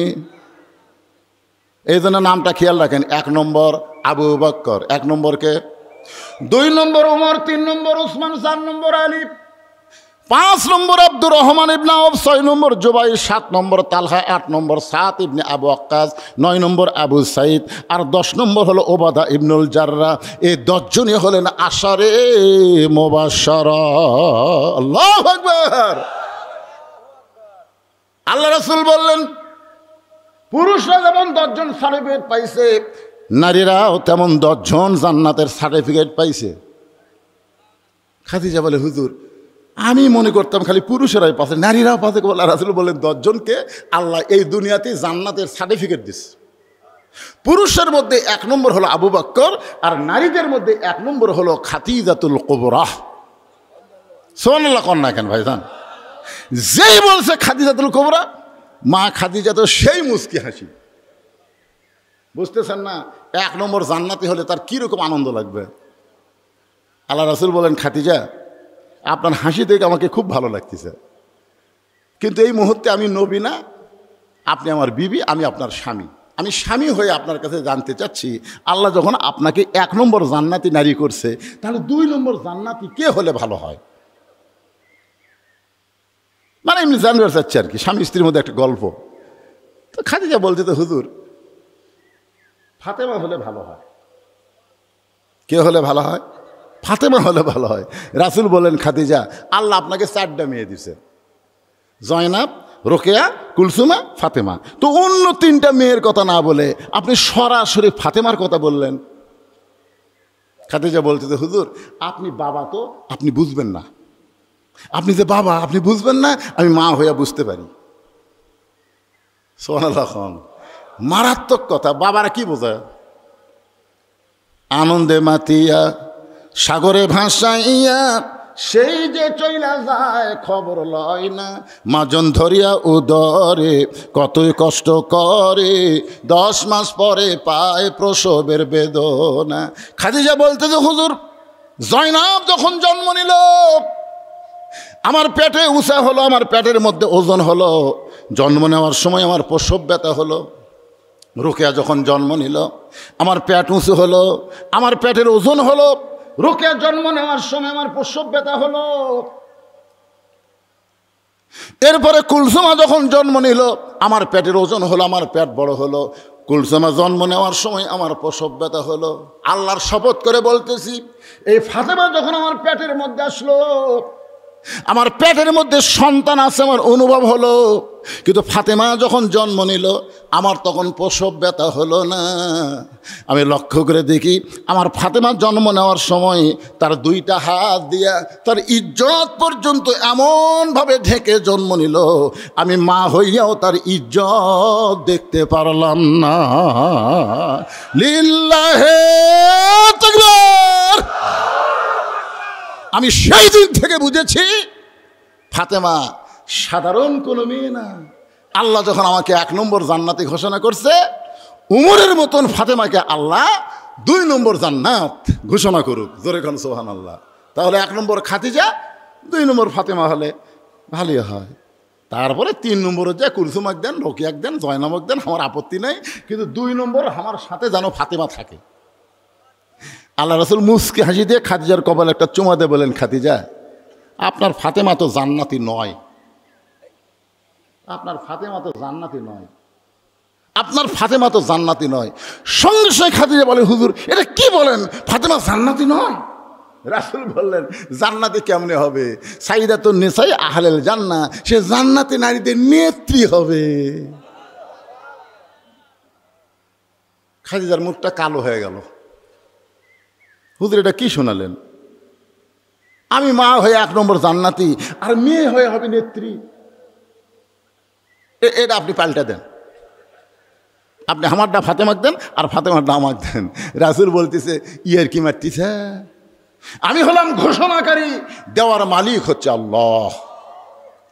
সঙ্গে সঙ্গে খাদিজা নবীর হাত বুকের মধ্যে চেপে ধরে বলতেছে, ওগো আল্লাহর নবী, কোন আমলের কারণে ফাতেমাকে আল্লাহ খাতুনে জান্নাত ডিগ্রি দিল, এটা যতক্ষণ না বলবেন ততক্ষণ পর্যন্ত আপনার হাত আমি ছাড়ব। এই কথা বলে আর কিন্তু আলোচনা করা হয় নাই। আমি আপনাদের বলেছিলাম আলী মাহমুদপুর গিয়া বলবো, তোর এখন কথা ঠিক কি না? আমার মায়েরা শোনেন, কোন আমলের কারণে আল্লাহ খাদিজারে বাদ দিয়ে ফাতেমাকে জান্নাতের নেত্রী বানাইলো, এটা জানার জন্যে খাদিজা নবীর হাতটা বুকের মধ্যে চাইপা ধরেছে। রাসূল বলেন, খাদিজা আমি আপনাকে দুইটা প্রশ্ন করব, আপনি দেখেন তো উত্তর দিবার পারেন কি না। খাদিজা বললেন, হুজুর তাহলে প্রশ্ন করেন। 1 নম্বর প্রশ্ন হলো, আপনি কত বছর বয়সে ঈমান গ্রহণ করছেন? আপনি খাদিজা কত বছর বয়সে ঈমান গ্রহণ করেছেন? খাদিজা বলতেছে, হুজুর আমি 55 বছর বয়সে ঈমান গ্রহণ করেছি। আল্লাহ রাসূল বলে, খাদিজা তাহলে ঈমান গ্রহণ করার আগে আপনি কি ছিলেন? খাদিজা বলতেছে, হুজুর ঈমান গ্রহণ করার আগে আমি কাফের ছিলাম।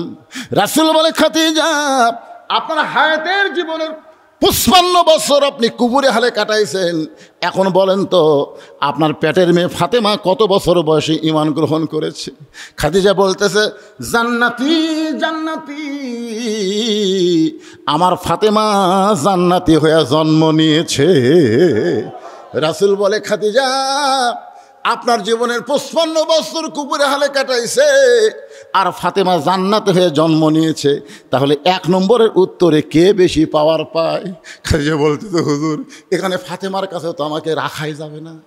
রাসূল বলে, ও খাদিজা আমার 2 নম্বর প্রশ্ন হলো, তোমার চেহারা দুনিয়ার কত পুরুষ মানুষ দেখেছে, তোমার চোখের সাইজ কেমন, তোমার মুখের সাইজ কেমন, তোমার দাঁতের সাইজ কেমন, তোমার গায়ের রং কেমন, তুমি লম্বা কেমন, এটা দুনিয়ার কত পুরুষ মানুষ দেখেছে।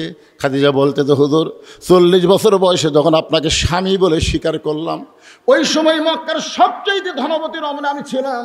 এই ধনবতী হওয়ার পেছনে কারণ হলো আমার বাবার অনেক ব্যবসা আমি দেখাশোনা করতাম। আমার বাবা না থাকার কারণে ওই বাবার ব্যবসাগুলো আমি দেখাশোনা করার কারণে হাজার হাজার পুরুষের সঙ্গে আমার লেনদেন হয়েছে। আমি খাদিজার চেহারা দুনিয়ার বহু পুরুষ বলতে পারে, আমি খাদিজার গায়ের রং দুনিয়ার বহু পুরুষ বলতে পারে, আমার চোখের সাইজ কেমন, আমার মুখের সাইজ কেমন, এটা দুনিয়ার বহু পুরুষ বলতে পারে। রাসূল বলে, খাদিজা এখন বলেন আপনার ফাতেমার চোখের সাইজ কেমন, ফাতেমার মুখের সাইজ কেমন, ফাতেমার গায়ের রং কেমন, এটা দুনিয়ার কত পুরুষ বলতে পারে?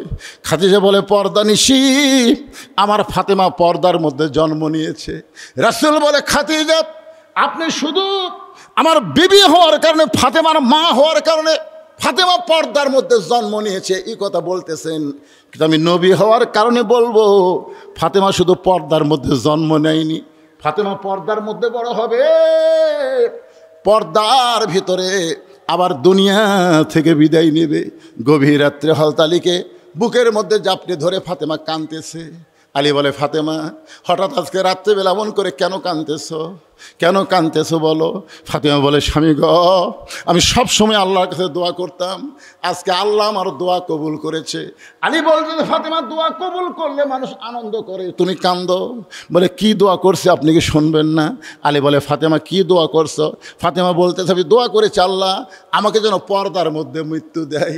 আলী মুসকি মুসকি হাসে আর বলে, পাগলি কয় কি, যে মেয়ে পর্দার মধ্যে বড় হয়েছে, পর্দার মধ্যে জীবন কাটায়, সে তো পর্দার মধ্যে মরবেই। বাংলাদেশের মেয়েরা সারা জীবন বেপর্দা হয়ে ঘোরে, আর মরার পরে তাদের পর্দা বেশি শুরু হয়। জোরে কোন কথা ঠিক কিনা?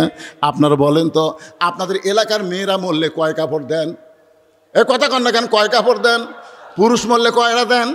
পুরুষ মরলে 3টা দেন, মেয়েরা মরলে 5টা কাপড় দেন। আবার খাটনিতে যখন মেয়েদের কাফন পরানো হয়, সঙ্গে সঙ্গে আপনার একটা চাদর দিয়া কিন্তু খাটনি ঢাকাতন, থনকে থন না, কারণ মেয়ে মানুষের লাশ তো দেখাও যাবে না, খাটনি ঢাকাতে হয়। সবাই বলতেছে খাটনি ঢাকা রাখো, লাশ দেখা জায়েজ নাই। ফেরেশতারা কয়, আল্লাহ মেয়েদের লাশ দেখা জায়েজ নাই, তাহলে জেতা দেখা জায়েজ? এরা যে মরার পরে খাটনি ঢাকাতে বলতেছে লাশ দেখা জায়েজ নাই, তাহলে জেতা? আপনারা বলেন লাশটাই যদি দেখা জায়েজ না হয় তাহলে জেতা দেখা জায়েজ আছে? হঠাৎ মেয়েটাকে যখন কবরে নামানো হচ্ছে, এক দুলা ভাই দৌড়ে এসে বলতেছে, আমার আদরের শালী হঠাৎ করে মরে গেছে, আমি একটু লাশটা ধরে কবরে নামাবো। যদি এ কথা কোনো দুলা ভাই কয়, আপনার সঙ্গে সঙ্গে মুফতি হয়ে বলবেন হারাম। সবাই মুফতি হবে, মুফতি বোঝেন না, ফতুয়া দিবি হারাম। শালীর লাশ দুলা ভাই স্পর্শ করা হারাম।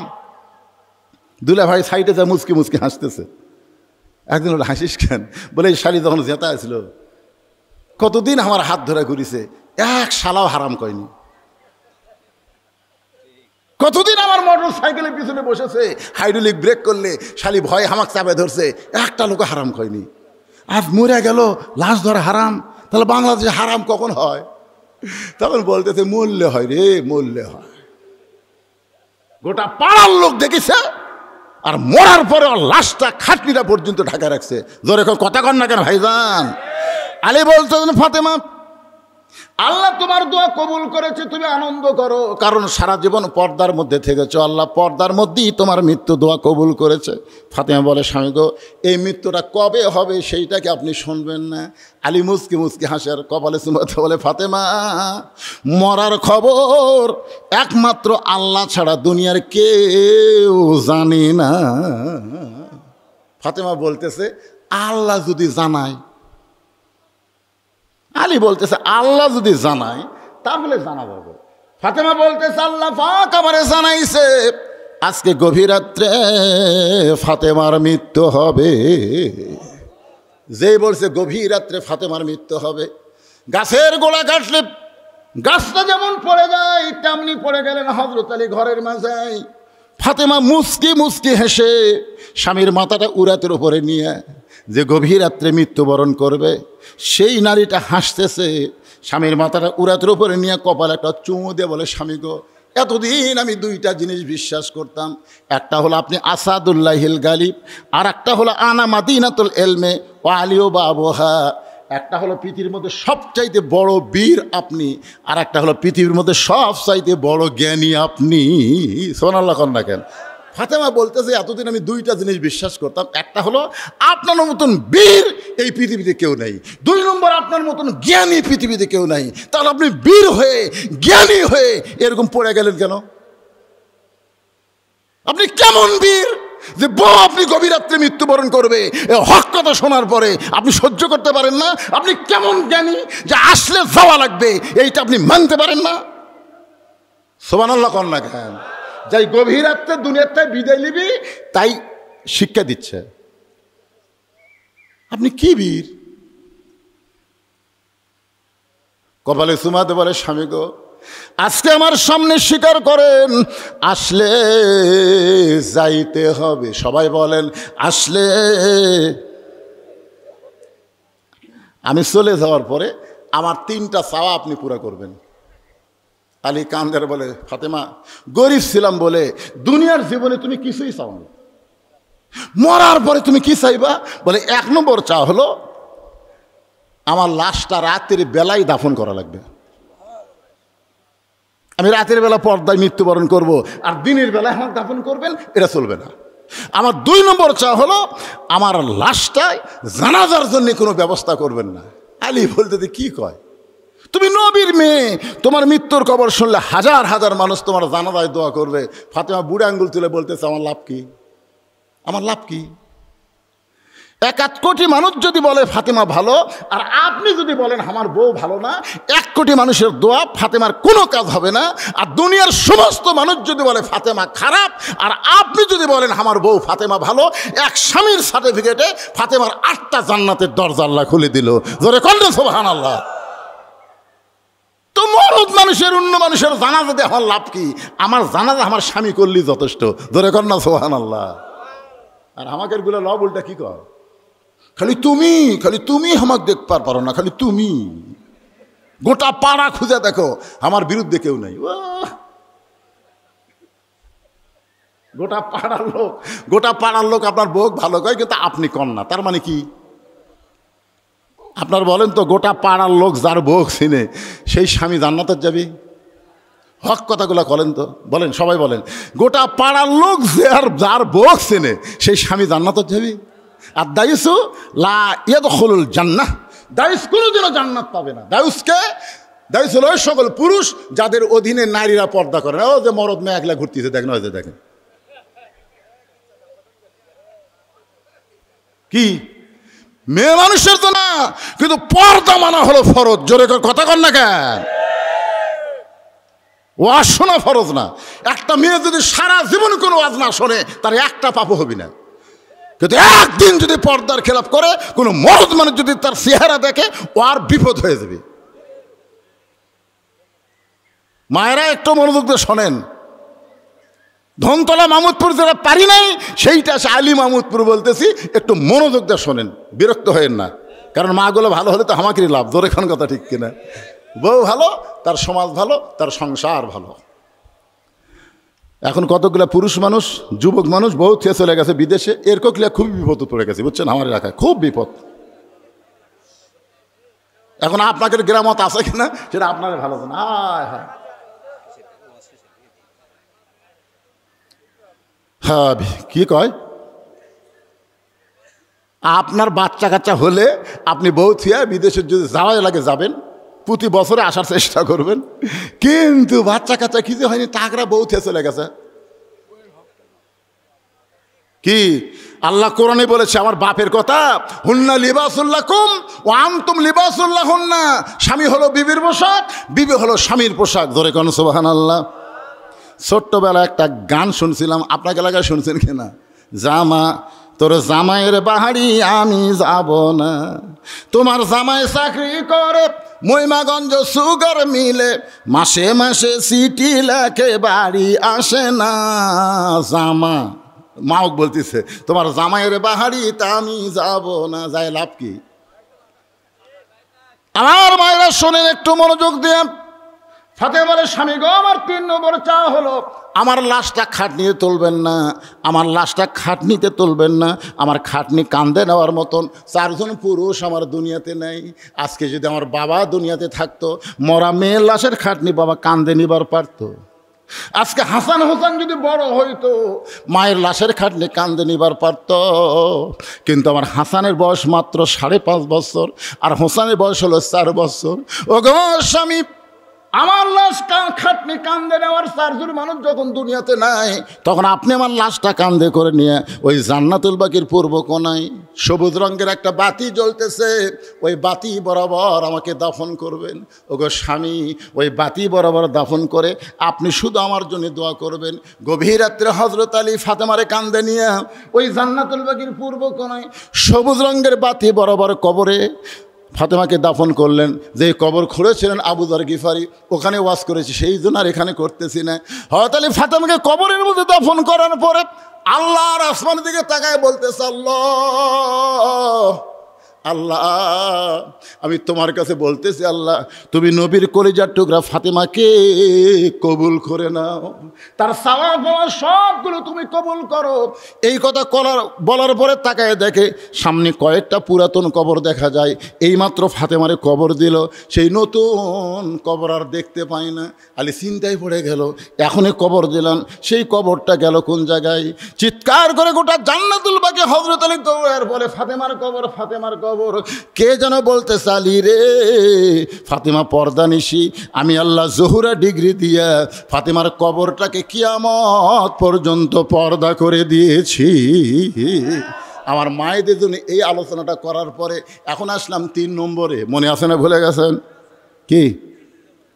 মৃত্যুকে পছন্দ করার 3 নম্বর কারণ। কি মজার কারণ রে!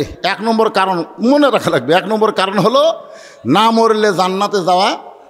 একের মনে রাখবেন, না মরলে কেউ যদি আপনি কয় আপনি জান্নাতে যাবার চান না, চান কি চান না? সবাই তো চান রে ভাই। তাহলে এই জিনিসটা হক কথা বলা লাগবে, না মরলে জান্নাতে যাওয়া। 2 নম্বর হলো আমরা মরব কার জন্যে? নিয়ত করেন। বুখারী শরীফের হাদিস, হাদিসটা কি বলবো? তাহলে শোনেন, আনাস রাদিয়াল্লাহু থেকে বর্ণিত, মা আহাদান ইয়াদখুলুল জান্নাতা ইউহিব্বু ইয়ারজি ইলা দুনিয়া ওয়া লাহু মা আলাল আরদি মিন শাইইন ইল্লা শাহীদুন ইয়াতামান্না আন ইয়ারজি ইলা দুনিয়া ফায়ুক্তাল আশারা মাররাতান লিমা ইয়ারা মিনাল কারামাতি। রাওয়াহুল বুখারী কিতাবুল মাগাজি। জোরে কান সুবহানাল্লাহ। আর একটা হাদিস, এই হাদিসের সাথে বলা হয়েছে, মান সাল্লাল্লাহু তাআলা আশ-শাহাদাতা বিসিদকিন বাল্লাগাহুল্লাহু মানাজিলাশ শুহাদা ওয়া মাতা আলা ফিরাশিহি। রাওয়াহুল বুখারী কিতাবুল মাগাজি। বলেন আলহামদুলিল্লাহ। ছোট হাদিসের ব্যাখ্যার আগে শোনেন। কেউ যদি নিয়ত করে যে আমরা শুধু কোরআনের ওয়াজ শুনবো না, এই মনোযোগ দিয়ে শুনবেন, এর কার এই সময় ওঠা বসা। আপনি কি মনে করছেন আমি সারা রাত ওয়াজ করবো? ঘড়ি আমার কাছে নাই। অত্যন্ত গুরুত্বপূর্ণ ভাইরে, ওঠেন না, পেশাব যদিও লাগে, অনুনাজ্জিলু মিনাল কোরআনি মা হুয়া শিফাউ ওয়া রাহমাতুল লিল মুমিনিন, আল্লাহ কোরআনকে লক্ষ্য করে বলেছেন এই কোরআনকে আমি নাজিল করেছি মুমিনদের যাবতীয় রোগের শিফা হিসাবে আর রহমত হিসাবে। জোরে কারণ সুবহানাল্লাহ। একটু মন তো এদিক সেদিক যাবেই, কারণ কখনোই চাবে না কোরআন, শয়তান চাবে না যে কোরআন মানুষ বুঝুক, কোরআন বুঝুক এটা শয়তান চাবে না। কোরআন শোনানোর জন্যে কোরআনের ফার্স্ট হচ্ছে বাংলাদেশ। জানেন এবছরও 123টা দেশকে পিছনে ফেলে বাংলাদেশের কোরআনের হাফেজ গোল্ড মেডেল পাইছে। সুবহানাল্লাহ খান না খান। সৌদি আরব পারেনি, কুয়েত, কাতার, যেগুলো দেশে আল্লাহ আরব রাজ্য সেগুলো দেশের হাফেজেরা আমাদের দেশের হাফেজের সাথে পারেনি। চিন্তা করছেন? তার মানে কি বাংলাদেশ কোরআন তেলাওয়াতে 1 নম্বর, কিন্তু কোরআন মানার দিক দিয়ে বাংলাদেশ কয় নম্বর? এই জন্য হাদিসটা, ছোট্ট হাদিস একটু খেয়াল করেন। কেউ যদি নিয়ত করে বাংলার জমিনে কোরআনের পক্ষে, কোরআনের সৈনিক হয়ে বাতিলের বিরুদ্ধে লড়াই করার জন্য প্রয়োজন হলে শহীদ হব, মান সাআলাল্লাহু তাআলা আশ-শাহাদাতা বিসিদকিন, এটা যদি সত্যি অন্তর থেকে চাওয়া হয়, বাল্লাগাহুল্লাহু মানাজিলা শুহাদা ওয়াই মাতা আলা ফিরাশি, এইরকম নিয়ত যারা করেছে তারা যদি নিজের বিছানায় মৃত্যুবরণ করে হাসরের ময়দানে আল্লাহ তাকে শহীদদের কাতারে দাঁড় করাইয়া দিবে। আপনারা বলেন তো, শহীদদের কাতারে যারা দাঁড়াবে তাদের কোনো হিসাব আছে? কোনো হিসাব নেই। তাহলে আপনার কি নিয়ত করতে পারেন যে আল্লাহ খালি কোরআনের ওয়াজ শুনবো না, আগামীতে বাংলাদেশে কোরআন বিজয়ের জন্য যা করা দরকার আমরা তাই করব। কারা কারা কোরআন বিজয়ের আন্দোলনে শরীক হতে রাজি?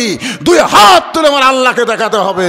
লিল্লাহি তাকবীর। মাশাআল্লাহ, কলজা ভরে গেল রে।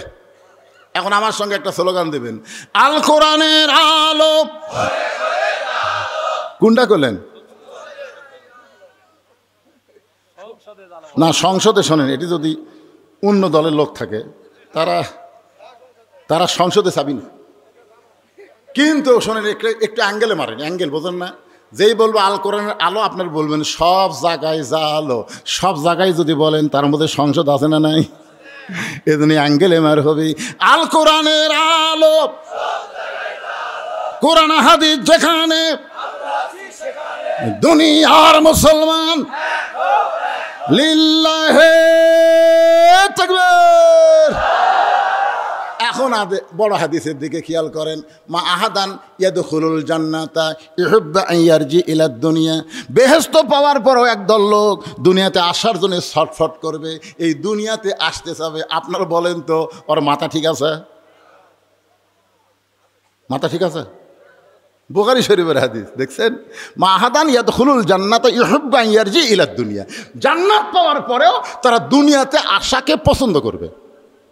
যে আল্লাহ আমরা জান্নাতে থাকবার চাই না, আমরা দুনিয়াতে যাবার চাই। আল্লাহ কয়, কে রে পাগলাই, তোরা দুনিয়াতে কি জন্য যাবার চাস?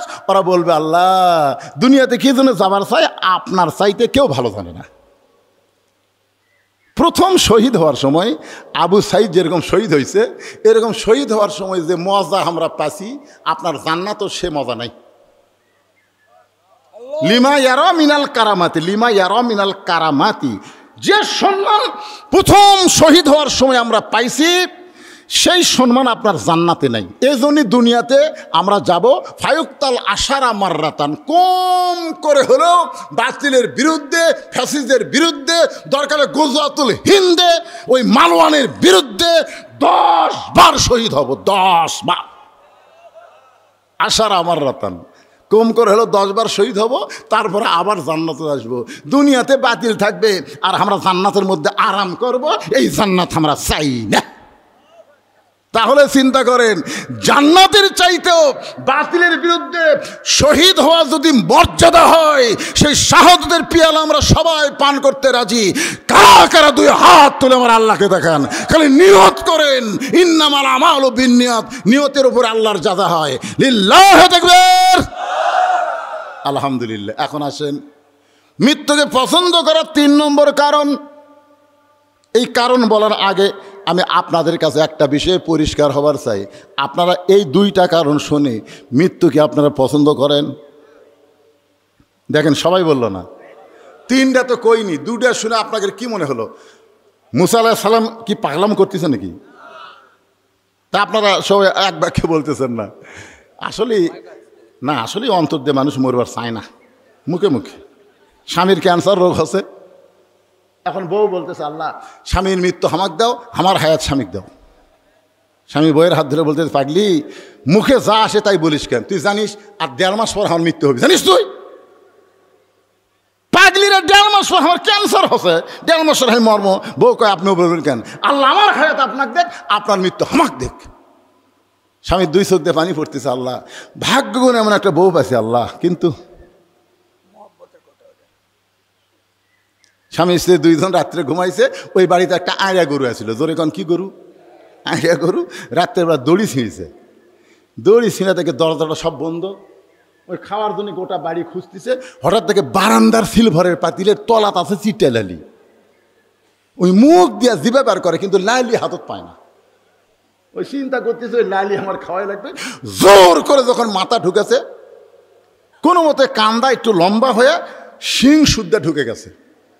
চিটা লালি চাটা খায় শেষ, কিন্তু পাল্লে মাথা ছাড়ে না। মানে 2 শিং যে কান্দার মধ্যে আটকে গেছে, ওই সাড়ে খালি করে, কিন্তু পাল্লা মাথা ছাড়ে না। এখন বলেন তো, গোটা মাথা যদি পাল্লা হয়ে যায়, ওর চোখ আছে? এই গোয়াল বাদ দিয়ে স্বামী স্ত্রী যে ঘরে ঘুমায় আছে, ওই ঘরের মধ্যে হো হো হো হো করে ঢুকছে। যেই ঢুকছে বউ চিল্লায় বলে বাবা আজরাইল ঢুকছে, যখন স্বামীর কাছে যাও। এই ক্যান্সার রুগী বাবা, খবরদার আমার কাছে আসো না, আমার স্বামীর কাছে যাও।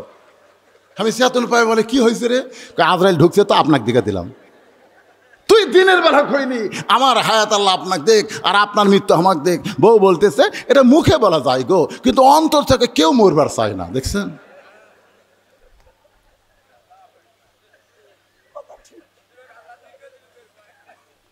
অন্তর থেকে চাওয়া লাগবে, মরা তো লাগবেই। আজকে আমরা অন্তর থেকে চাই, অন্তর থেকে চাই। চাই তো সত্যি অন্তর থেকে যারা চাবেন, আল্লাহ যেন তাদেরকে ঈমানের সাথে কবুল করে। জোরে কোন আমিন।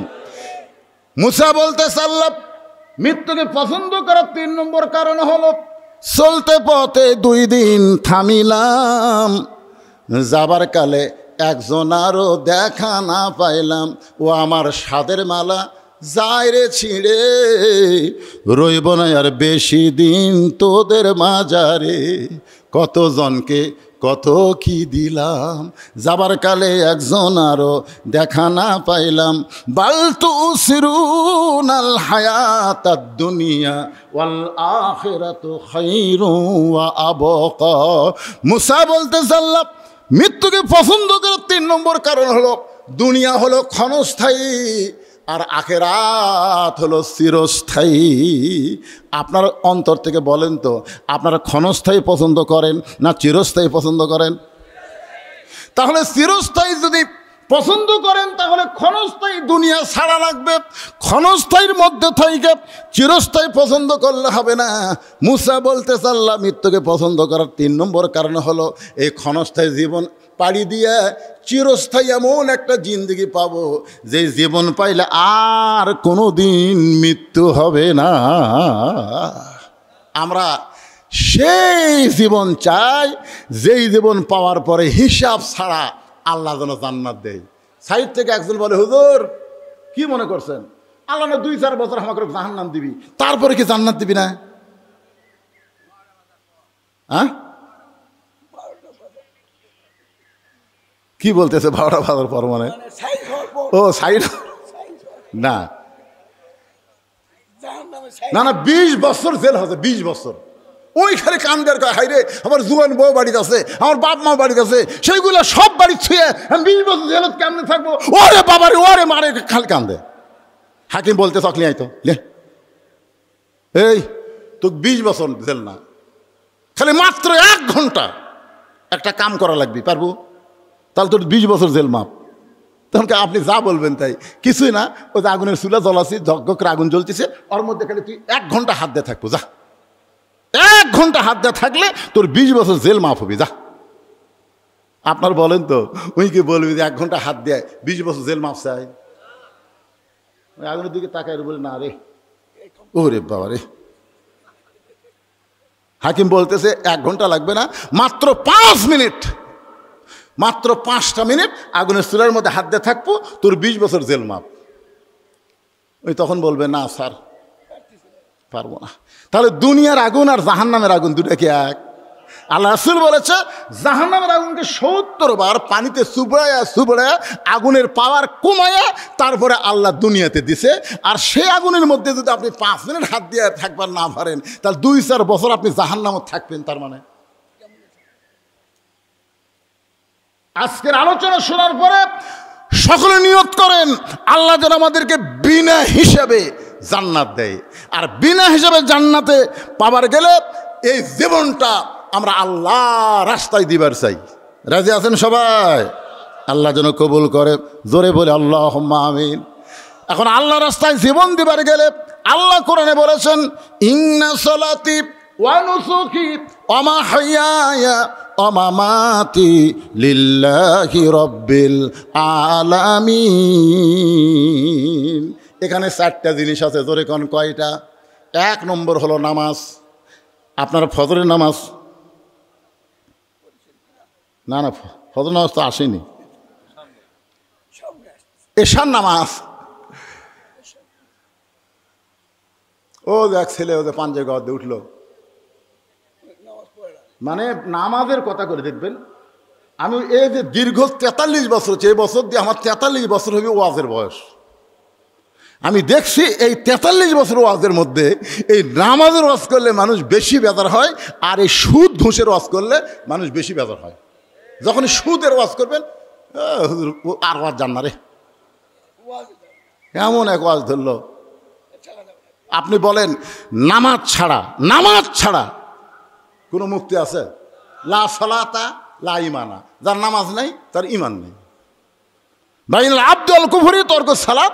বান্দা কাফেরের মধ্যে পৃথক করার জিনিসটার নামই হলো নামাজ। অনেকে মনে করে হুজুর আমরা কি জুম্মার নামাজ পড়ি না? আপনি কি মনে করেন আমরা কি জুম্মা পড়ি না? আচ্ছা, যারা জুম্মা পড়ো, আল্লাহর একটা আয়াত আছে লা তাকনাতু মির রাহমাতিল্লাহ ইন্নাল্লাহা ইয়াগফিরুয যুনুবা জামিয়া ইন্নাহু হুয়াল গাফুরুর রহিম। এই আয়াতের শানে আল্লাহ বললেন আমি রহমত, দয়াবান, গাফুরুর রহিম। শুধু জুম্মার নামাজ যারা পড়েছো তাদেরকে আমি আল্লাহ তাআলা জান্নাত দিয়ে দিলাম, যাও। তখন জুম্মা পার্টিরা যা খুশি হয়ে উঠলেন, কে শেষে যে আগে বাড়াছি 5 ওয়াক্ত পড়িনি, আল্লাহ আমাকেও জান্নাত দিল। আর এক দৌড়ে জান্নাতের কাছে যায়, দেখবে জান্নাতের দরজার বিশাল একটা তালা। তো বলবে আল্লাহ জান্নাত দিলেন, দরজার তালা কেন? আল্লাহ বলে পকেট হাতে দেখ চাবি আছে। আর পকেট হাতে দেখবে একটা চাবি আছে, চাবি লিয়ে যায় তালার মধ্যে ঢুকবি, কিন্তু চাবি ঢোকে ঠিকই ঘরে না, ঢুকিছে ঘরে না। তো বলতেছে আল্লাহ চাবি তো ঢুকলো কিন্তু ঘরে না। আল্লাহ বলতেছে তালার মধ্যে 5টা দাগ আছে, তোর চাবির মধ্যেও 5টা দাগ থাকা লাগবে, দাগে দাগে মিল হবি, কুট্টুস করে খুলে যাবি। তখন বলতেছে আল্লাহ আমার চাবির মধ্যে তো 5টা দাগ নাই। আল্লাহ কয় পাগলা, 5 ওয়াক্ত নামাজ যদি না থাকে ওই জান্নাত দেখবার পাবি কিন্তু ঢুকবার পারবি না। খালি জুম্মা মেরা যারা আশা মারতেছেন এরা কোনো দিনও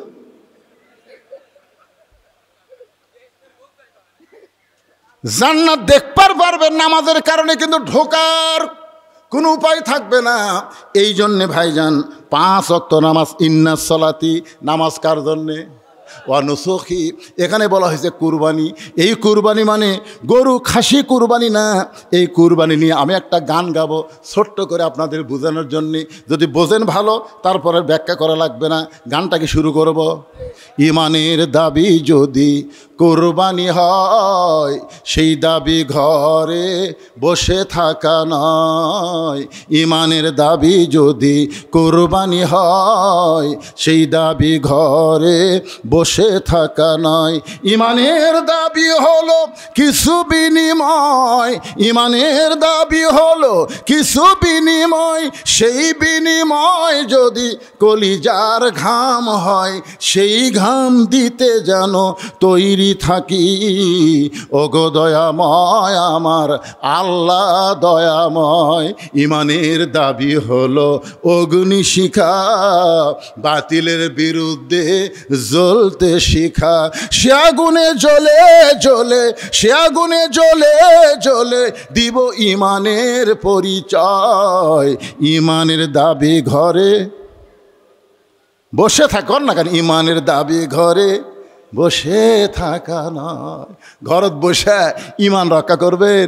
মা ভয় দেখাছে, বাবা ঘর থেকে বাড়াস না, বাহিরে জঙ্গল আছে, বাবা বাহিরে জঙ্গল আছে, জঙ্গলে বাঘ আছে, বাড়াস না। এমন বাঘের ভয় দেখাছে, ছেলে আর বাড়ির থেকে বাড়ায় না, আর বাড়ায় না। জঙ্গল বাড়তে বাড়তে বাড়তে এখানে ঘরের জানলা পর্যন্ত যাচ্ছে। এখন জানলাতে আছে বাঘ ওয়াও ওয়াও করতেছে, ওই ঘরের মধ্যে দৌড়ে মা সাবে ধরে বলতেছে, মা তুমি বের হবার নিষেধ করলে, এখন বাঘে যে আমার জানলার দরজার কাছে আসলো, এখন কি করবো?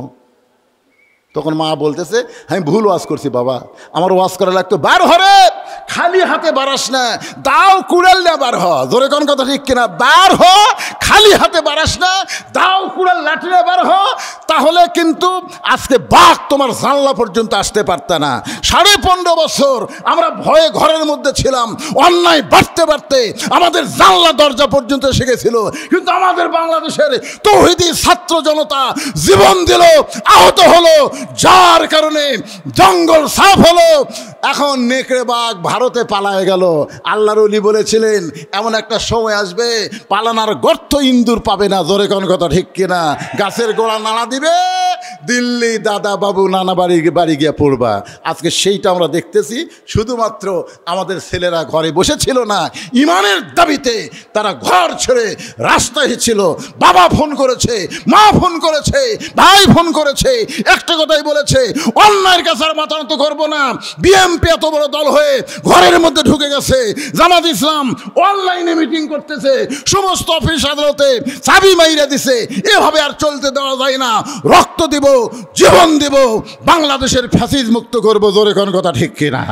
এই জন্যে আমাদের ইমানের দাবি বসে থাকা লয়। খালি বসে আসিল, 500 টাকার গোস্ত 550, পরের হাটে গেছে 600, পরের হাটে গেছে 650। কে রে, এই হারে তো গরুর দাম বাড়তেছে না, কিন্তু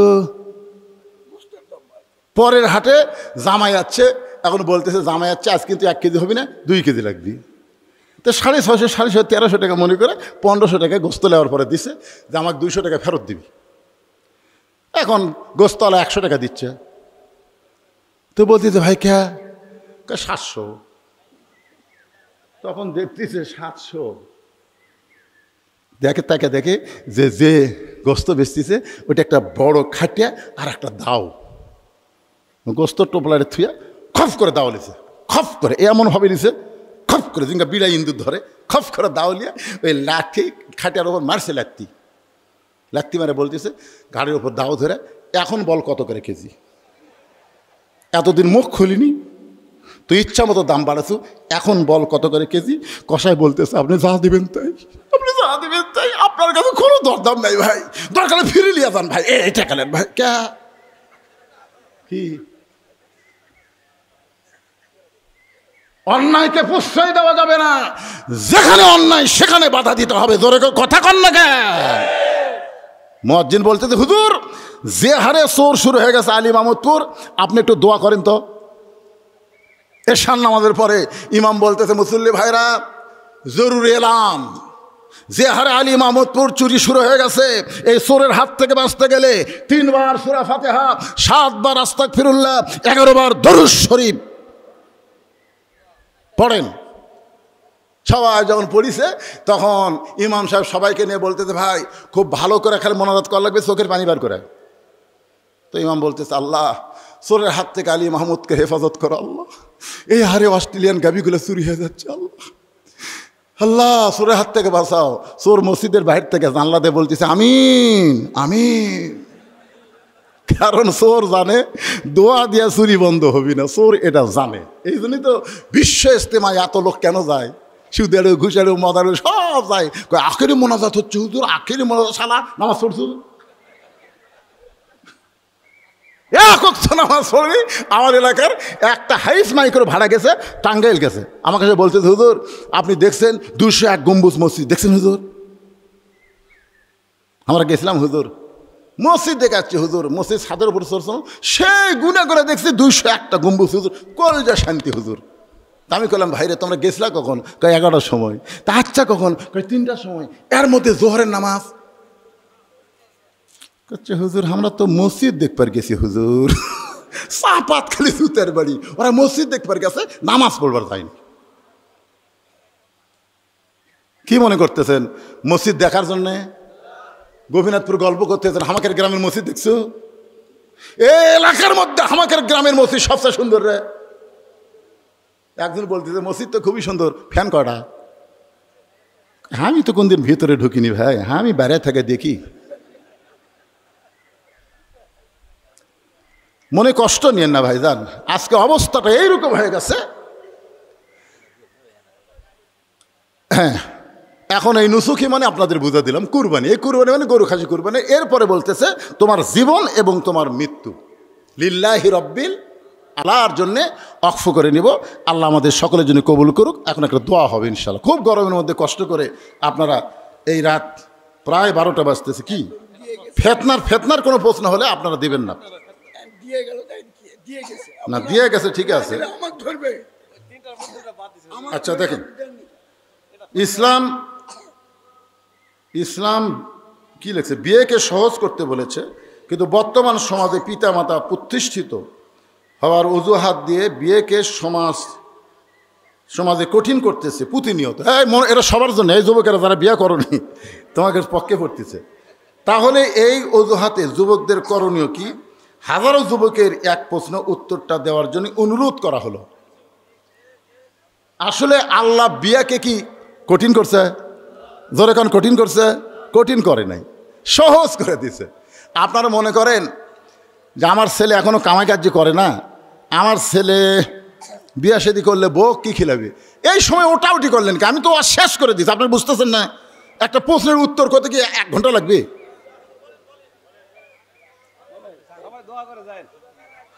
না না না, ওটাউটি করলে দেখতে আমরা যে সবাই এক মুসলমান, এক জায়গায় থাকবো, একানিষ্ঠ হবো। ওয়াতাসিমু বিহাবলিল্লাহি জামিআ ওয়ালা তাফাররাকু, আল্লাহ বলেছেন তোমরা একত্র হও। এটা মাঝখান থেকে লাভ ওঠেন কেন?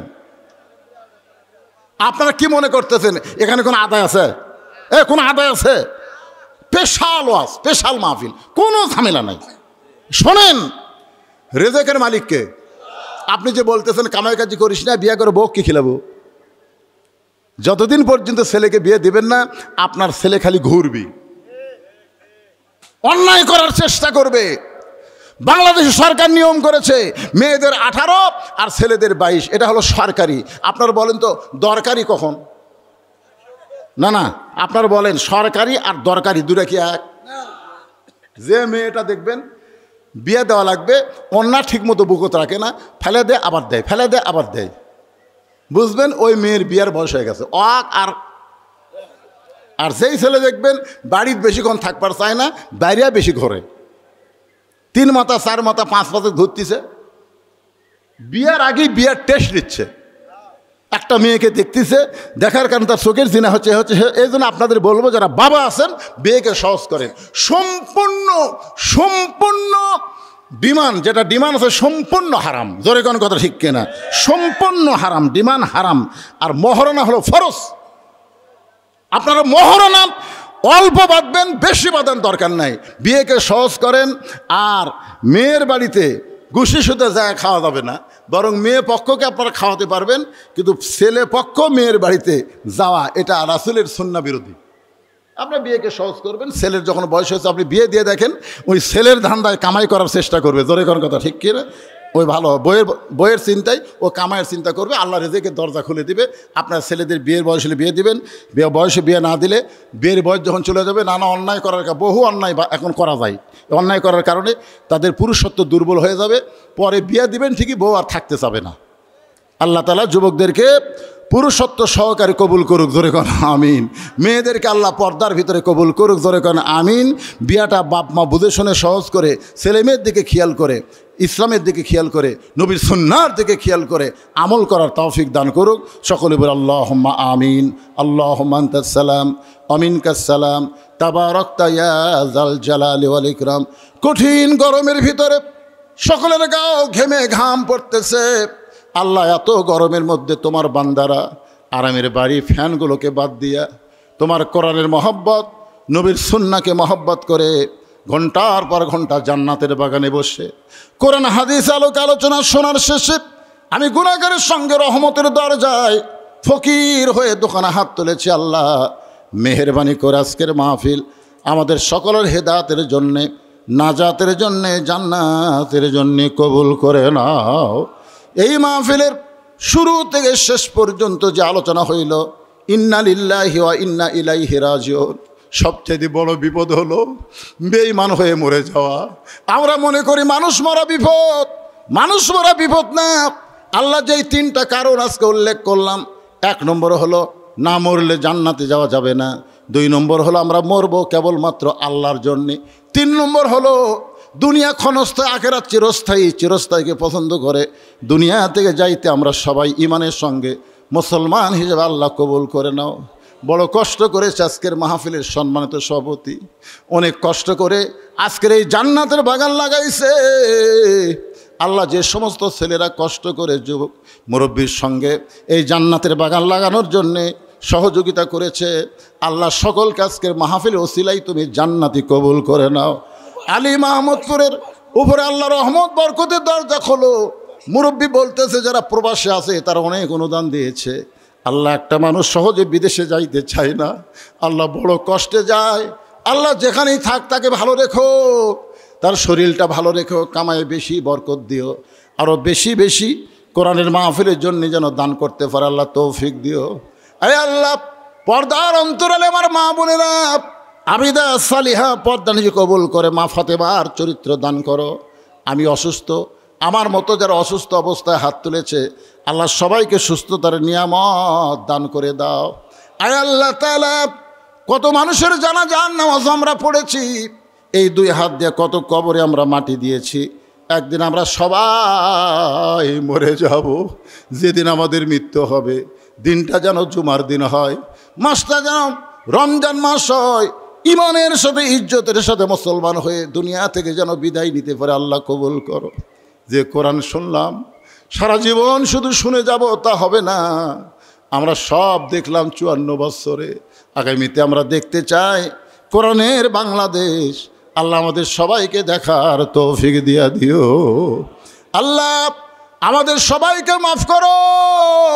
প্রতিবেশী ভারত, কিন্তু প্রতিবেশী যে এত বড় শত্রু হয় আমরা কখনো চিন্তা করি নাই।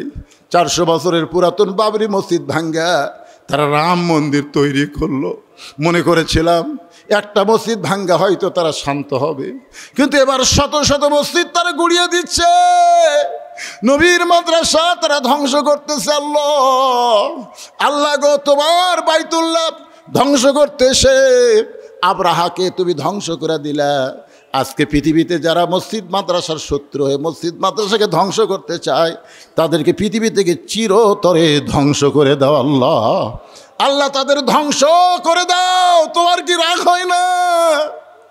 তোমার কি রাগ হয় না? তোমার ঘর তারা ভাঙতেছে, তোমার দোস্তের ঘর তারা ভাঙতেছে।